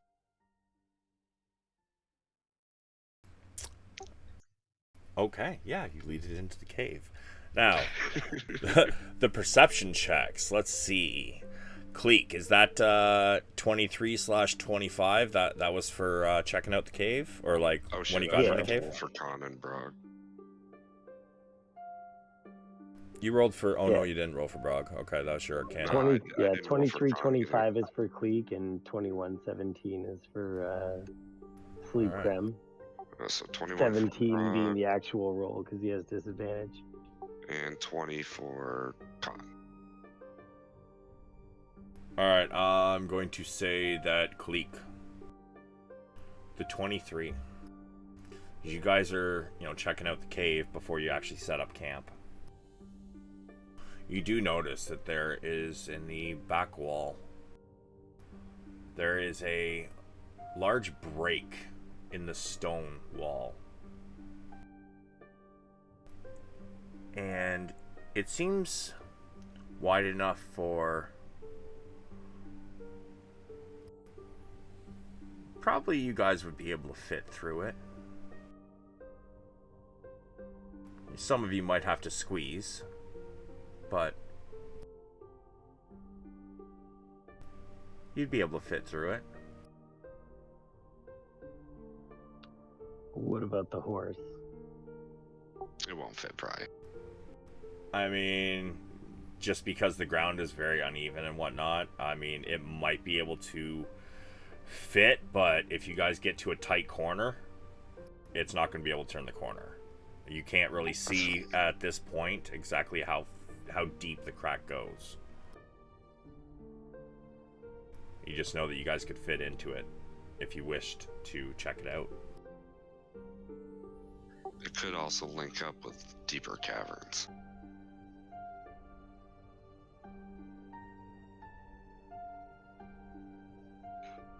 Yeah. Well, I mean, are we looking for deeper caverns, or are we just looking for somewhere to rest?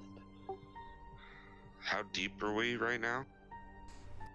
I mean, the cave itself is rather narrow, and well, sorry, not narrow. It's shallow. That's what I was looking for. It's the cave from, like, you know, the back wall to the front is probably, I'm gonna say, like 50 feet, and width, like from the, you know, furthest point to the furthest point of in the width, you're looking at probably, I don't know, 40. I mean, 50 feet in. You know. It's up to you guys, though. Like, We probably still need to post a somebody to watch. Oh, well, yeah, for sure. yeah, definitely.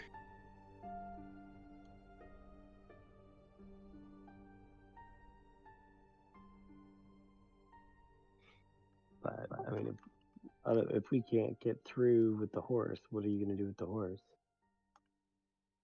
I don't know. Tie it up. Not bring it. I might stay with it and try to continue to coax it in. Spend some more time with it. I'll be fine. If anything Well, happens, I'll come get you. I think it's best we stay together. Nah, it's up to you. That's fine. Like, you guys can go if you wish. Con will go with you. You guys are gonna go check it out? I mean, that's up to them. I'm just saying, like, you don't have to wait for me. I'll catch up.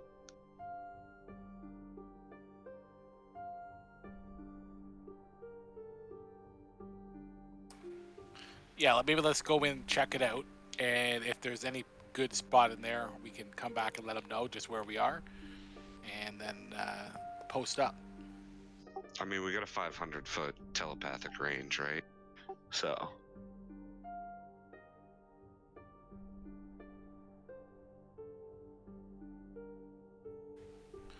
Log's gonna go check out the crack and just kind of look in and go in a little bit just to see if there's any weirdness.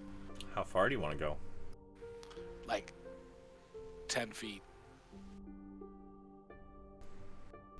You go in about 10 feet.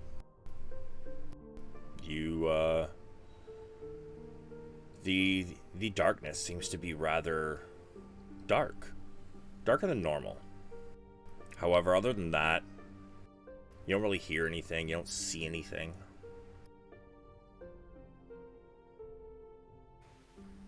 I link back to people that it's dark as shit in here.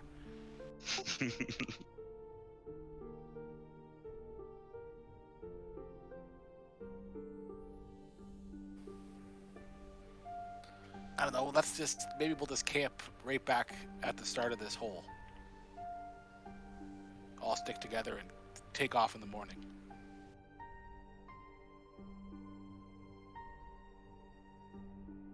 You mean like on this side or on the other side? No, on this side. That way we all stay together. Yeah, I mean, we can go through there in the morning if you guys want, but if we're gonna rest, we might as well rest together. Yeah, for sure. Yep. This is the way that we're strongest.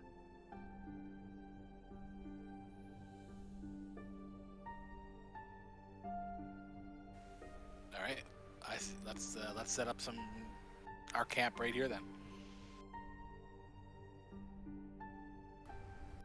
Yeah, so you guys set up camp then? Yep. What's the ground made out of? Rock. Rock. Okay. Some a little bit of loose dirt here and there, but it's mostly just like you guys are pretty much camping in like 3/4 of the way up a mountain. In like basically in the mountain, one of the many in the area.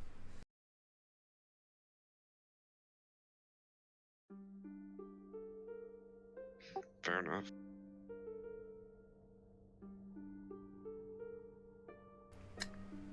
So, would you guys like to give me a watch order, or maybe do some campfire stories? Ina has the worst perception in the world, so yeah. Yeah, Log takes out the bone femur that he got from the Bone Lord and kind of looks it over and says to the group, I've seen a lot of weird bones in my day, hunting and doing stuff in the wilderness where I grew up. This one's definitely one of the stranger ones I've seen. And then he goes into like a 20-minute story about all the different bones he's seen and why they're all weird and different.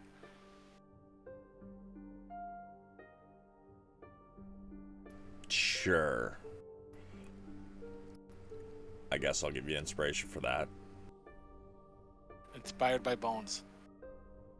Yep, that bone. Yeah. Anybody else got some campfire story?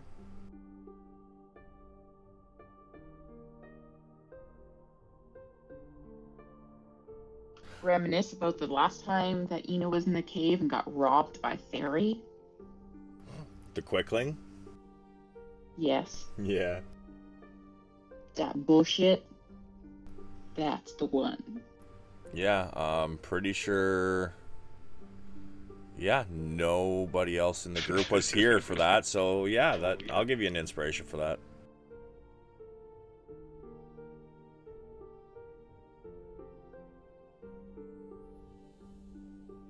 Would you, as you finish up your story, Ina, in the back of your mind you hear, why don't you tell them what happened next? How you left Erevan to die?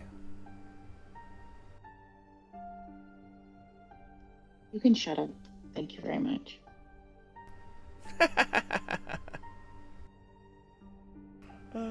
This is actually kind of fun.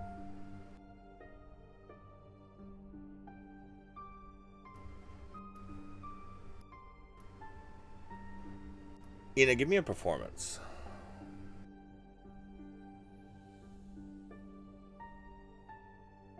19. As you think to the voice in your head, you could shut up now. You are able to hold a straight face. So nobody really notices anything. Anybody else got something? Yeah. Cleek's gonna tell the tale of Polly, the Aarakocra space pirate. Or sky pirate, sorry. He'd swoop down and fucking just like steal shit from people. And take off again.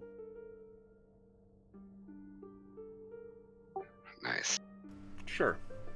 I'll give an inspiration point.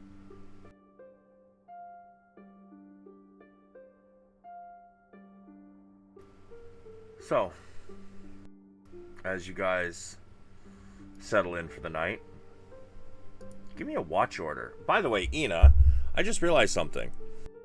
Yeah. You'd been tied up. How the fuck did you get out of your ropes for that combat? I didn't. I swung with one hand. Or two hands, sorry. Two-handed hammer. They took the rope off a long time ago. It's just the handcuffs that I still have on. All right. I'll let that slide. But yeah, are you tied up again? Are you asking anybody to tie you up? Anything like that?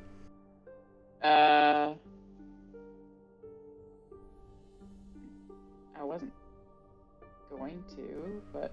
Oh, I'm just asking. Oh. Just because, like, Yeah, you know, no, watch order and shit, right? Yeah, the handcuffs seem to be sufficient right now. Okay. So give me a watch order, guys.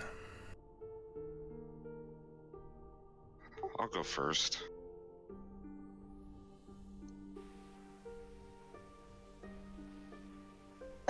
I'll go second.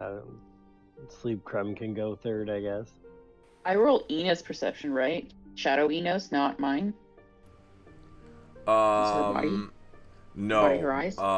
Bodily, bodily stats, you use Shadowfell Ina's. Mind stats, you use yours.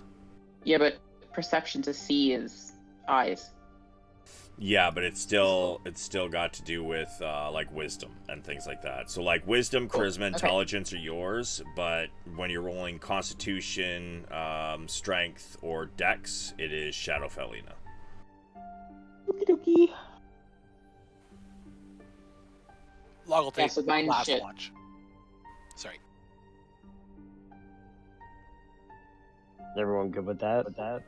Yep. Yeah, I shouldn't be left alone though. So somebody's gonna have to. I'll wake up yeah. early. I'll wake up Okay, early just- and take it with Ina. Just cut cut Ina out of the watch. We'll rotate around her. Sure. Yeah, we can't really trust Ina right now, just in case Yeah. like Yep. Shadow bitch pops out and she's all like, fuck you guys. You know. Runs off, leaves us. Yeah. Yeah, so it's that order minus Ina. Yeah, sorry, Chief. Yeah, no, totally understand. So, the watches begin.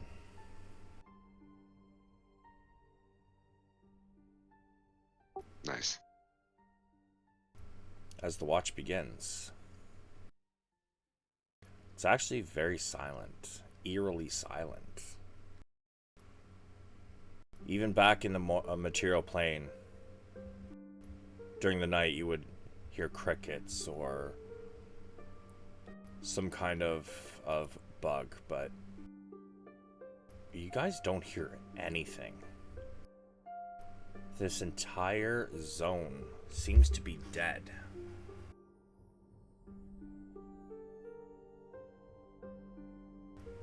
Brog, yours passes, no issue. Or has anybody taken like two-man watch at all? No, I think we were going singles.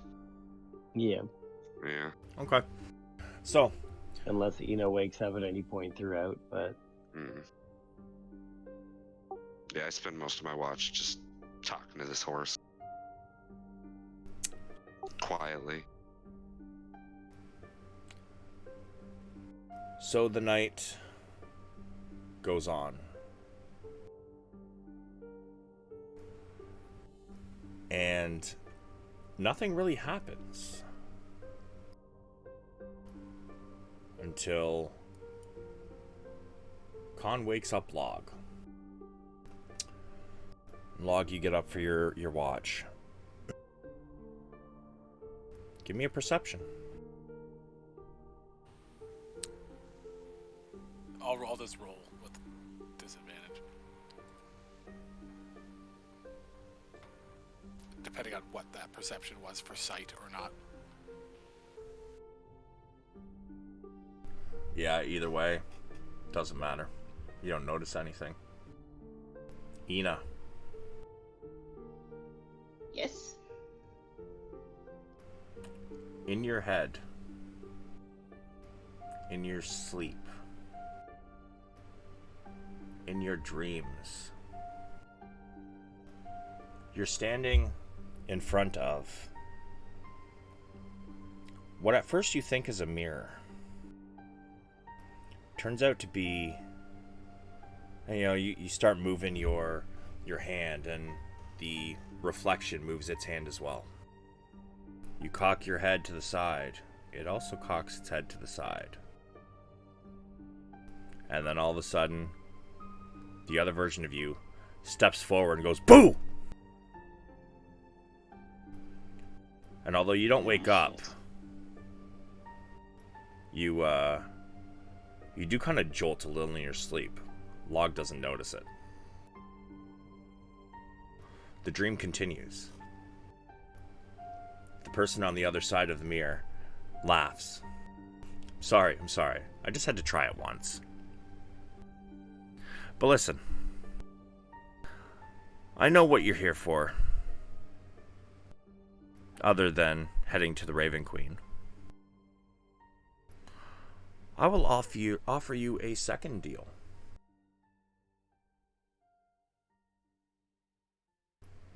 I will help you defeat the shadow dragon you are after. But you must protect me if your party members immediately decide to kill me once you are separated from my body.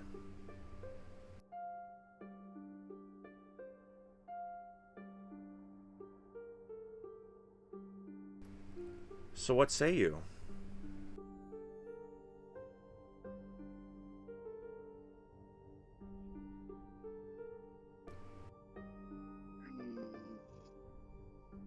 You know I am more powerful than you.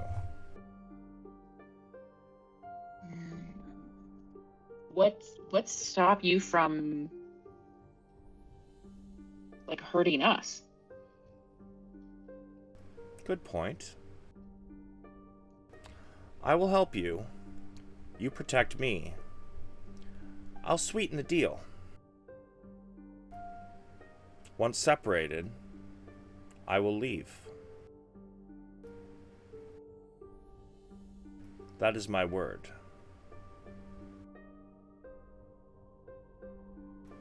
Have I lied to you before?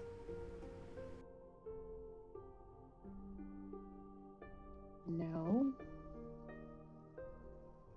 Okay, so when we go and separate bodies, you're going to stay with us. I'm going to convince everybody that you're going to help us kill this shadow dragon. And then once we kill the shadow dragon, you're just going to, like, peace out and not, like, try anything funny. And I'm never going to see you ever again. I mean, I don't plan on trying anything funny, as you say. But it might be better if I helped you to track down the shadow dragon before we are separated.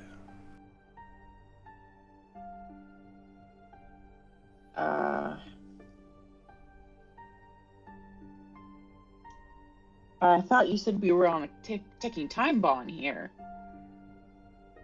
I said we were running out of time, and that's why we were in such a rush. What changed? Oh, nothing. We could do this tomorrow.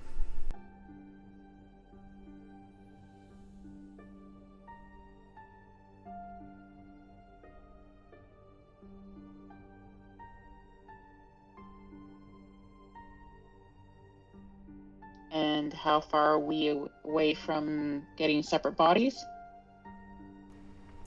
Probably 4 days. And killing the dragon is going to slow us down? I mean, it shouldn't. It's only one fight after all. A big fight, but just one fight.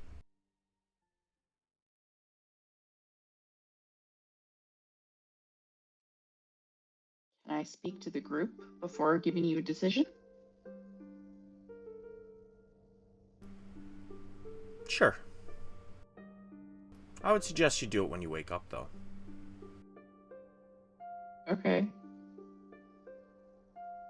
And with that, she steps back from the mirror, and shadows overtake her. And you awake with a start. Kind of snap up, as if you'd just been slapped awake. Log, this one I'm not even make you roll for. It was getting near the end of the watch anyways, and Ina suddenly snaps awake with a start.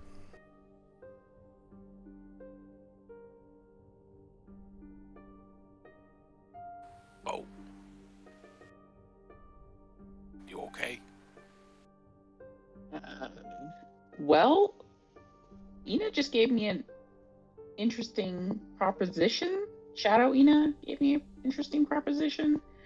And let's wait till everybody wakes up and we can discuss.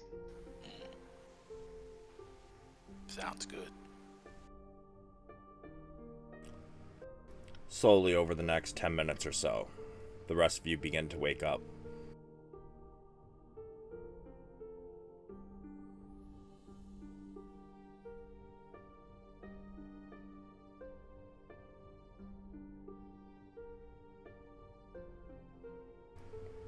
Brog, the horse is exactly where you left it. Hasn't moved an inch. Just standing there. With its empty eyes. Or, sorry, eye sockets, I guess.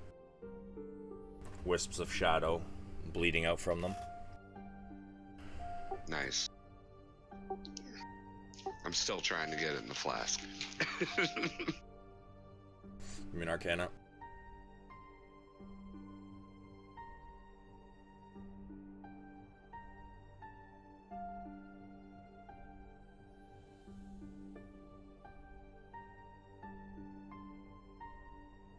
Fuck. Yeah, no.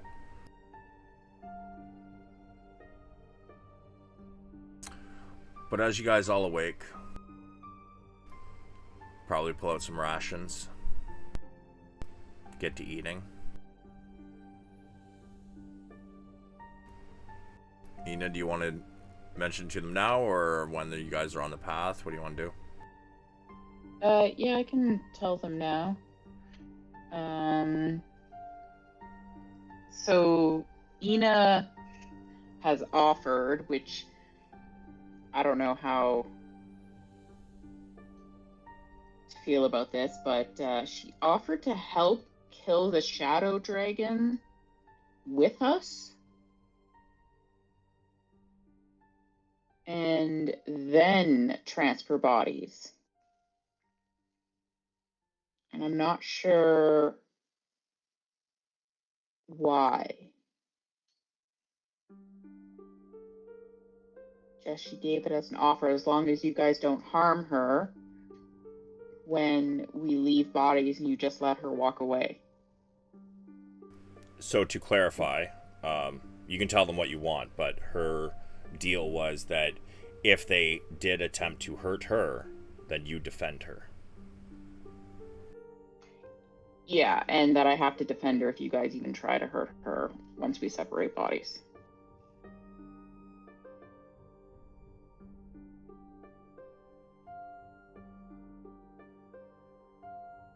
Thoughts? Prayers? As long as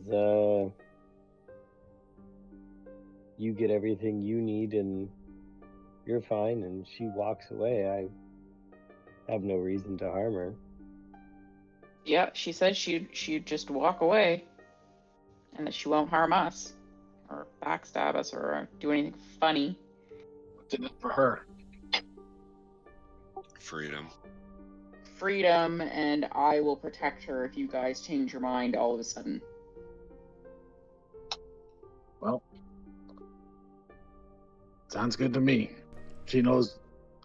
I guess we got nothing really to lose.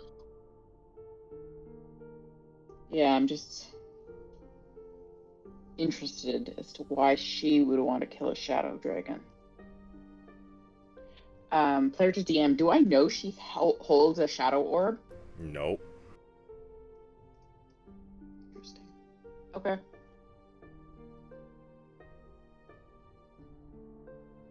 So, and to clarify, when you told her that, I guess you didn't tell her you agreed to it yet, did you?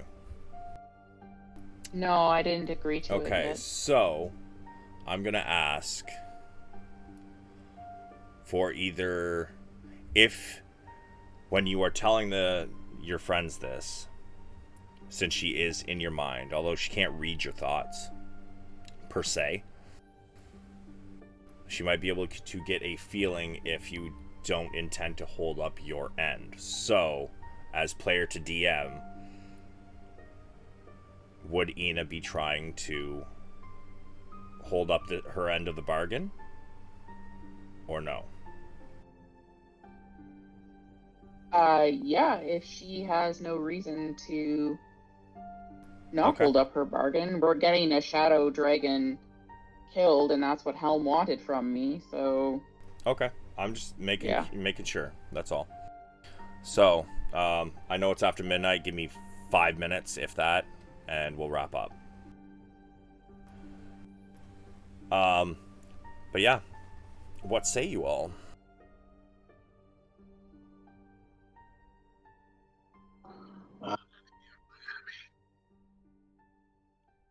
I mean, Queek already answered, and I can't really speak for Sleep Crumb on that. Well, out of the 4 players that are here, drop a 1 for agree and a 2 for disagree in the chat, please. I agree. I tentatively agree.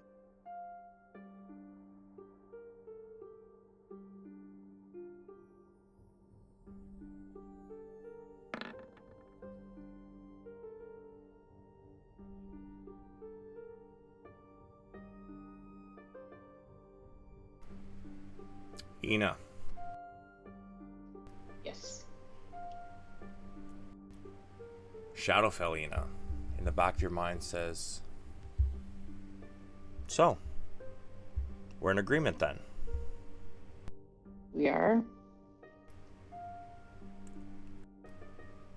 Allow me control then, and we will get this done.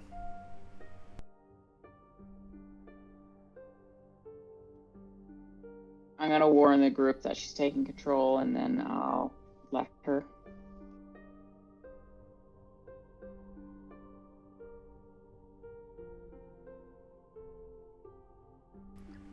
She comes forth.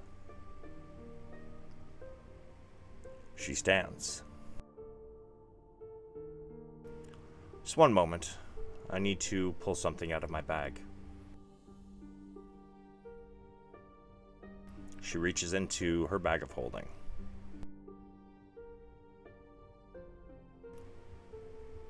And she pulls something out.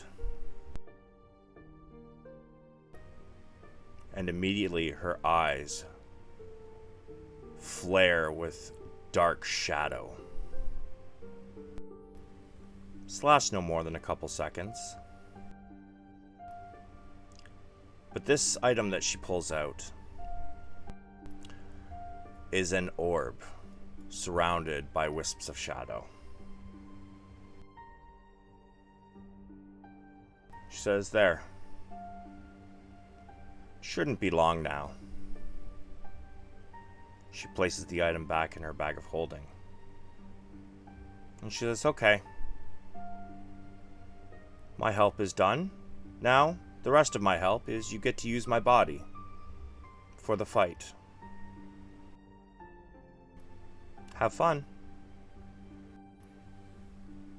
As she sinks into the back of the mind, and Ina, you come back forward. Motherfucker. You could see what that item was. You've seen something very similar to it before. Yeah, I have an orb. Well, I think the one you have now is actually not an orb, it's a necklace. But it does the same effect. You've had, was it blue orb like that before? Yeah, I did, yeah. Yeah. That was a shadow dragon orb. And with that, we are going to end the session.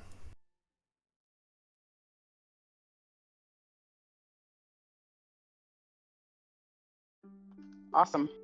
Dope. Get in the flask, Julian. Oh, hey Mike, are you glad you were sort of right? What do you mean? You were like, oh, she's gonna betray us? Oh, 100%. I already knew she was. Not like she was gonna pull a fast one on us somewhere. Not 100%. She is planning on holding her end of the deal, but Ina didn't really ask for details in the way she would help. So, yeah. Yeah. Well, I didn't figure she'd be any sort of help to us beyond, you know. Well, found and called us a dragon that we need to kill for Helm, so I guess that's good. yeah. Not great, but good. That remains to be seen. If we all fucking die, then I mean, Yeah, that's honestly, actually, I'm going to end my stream there.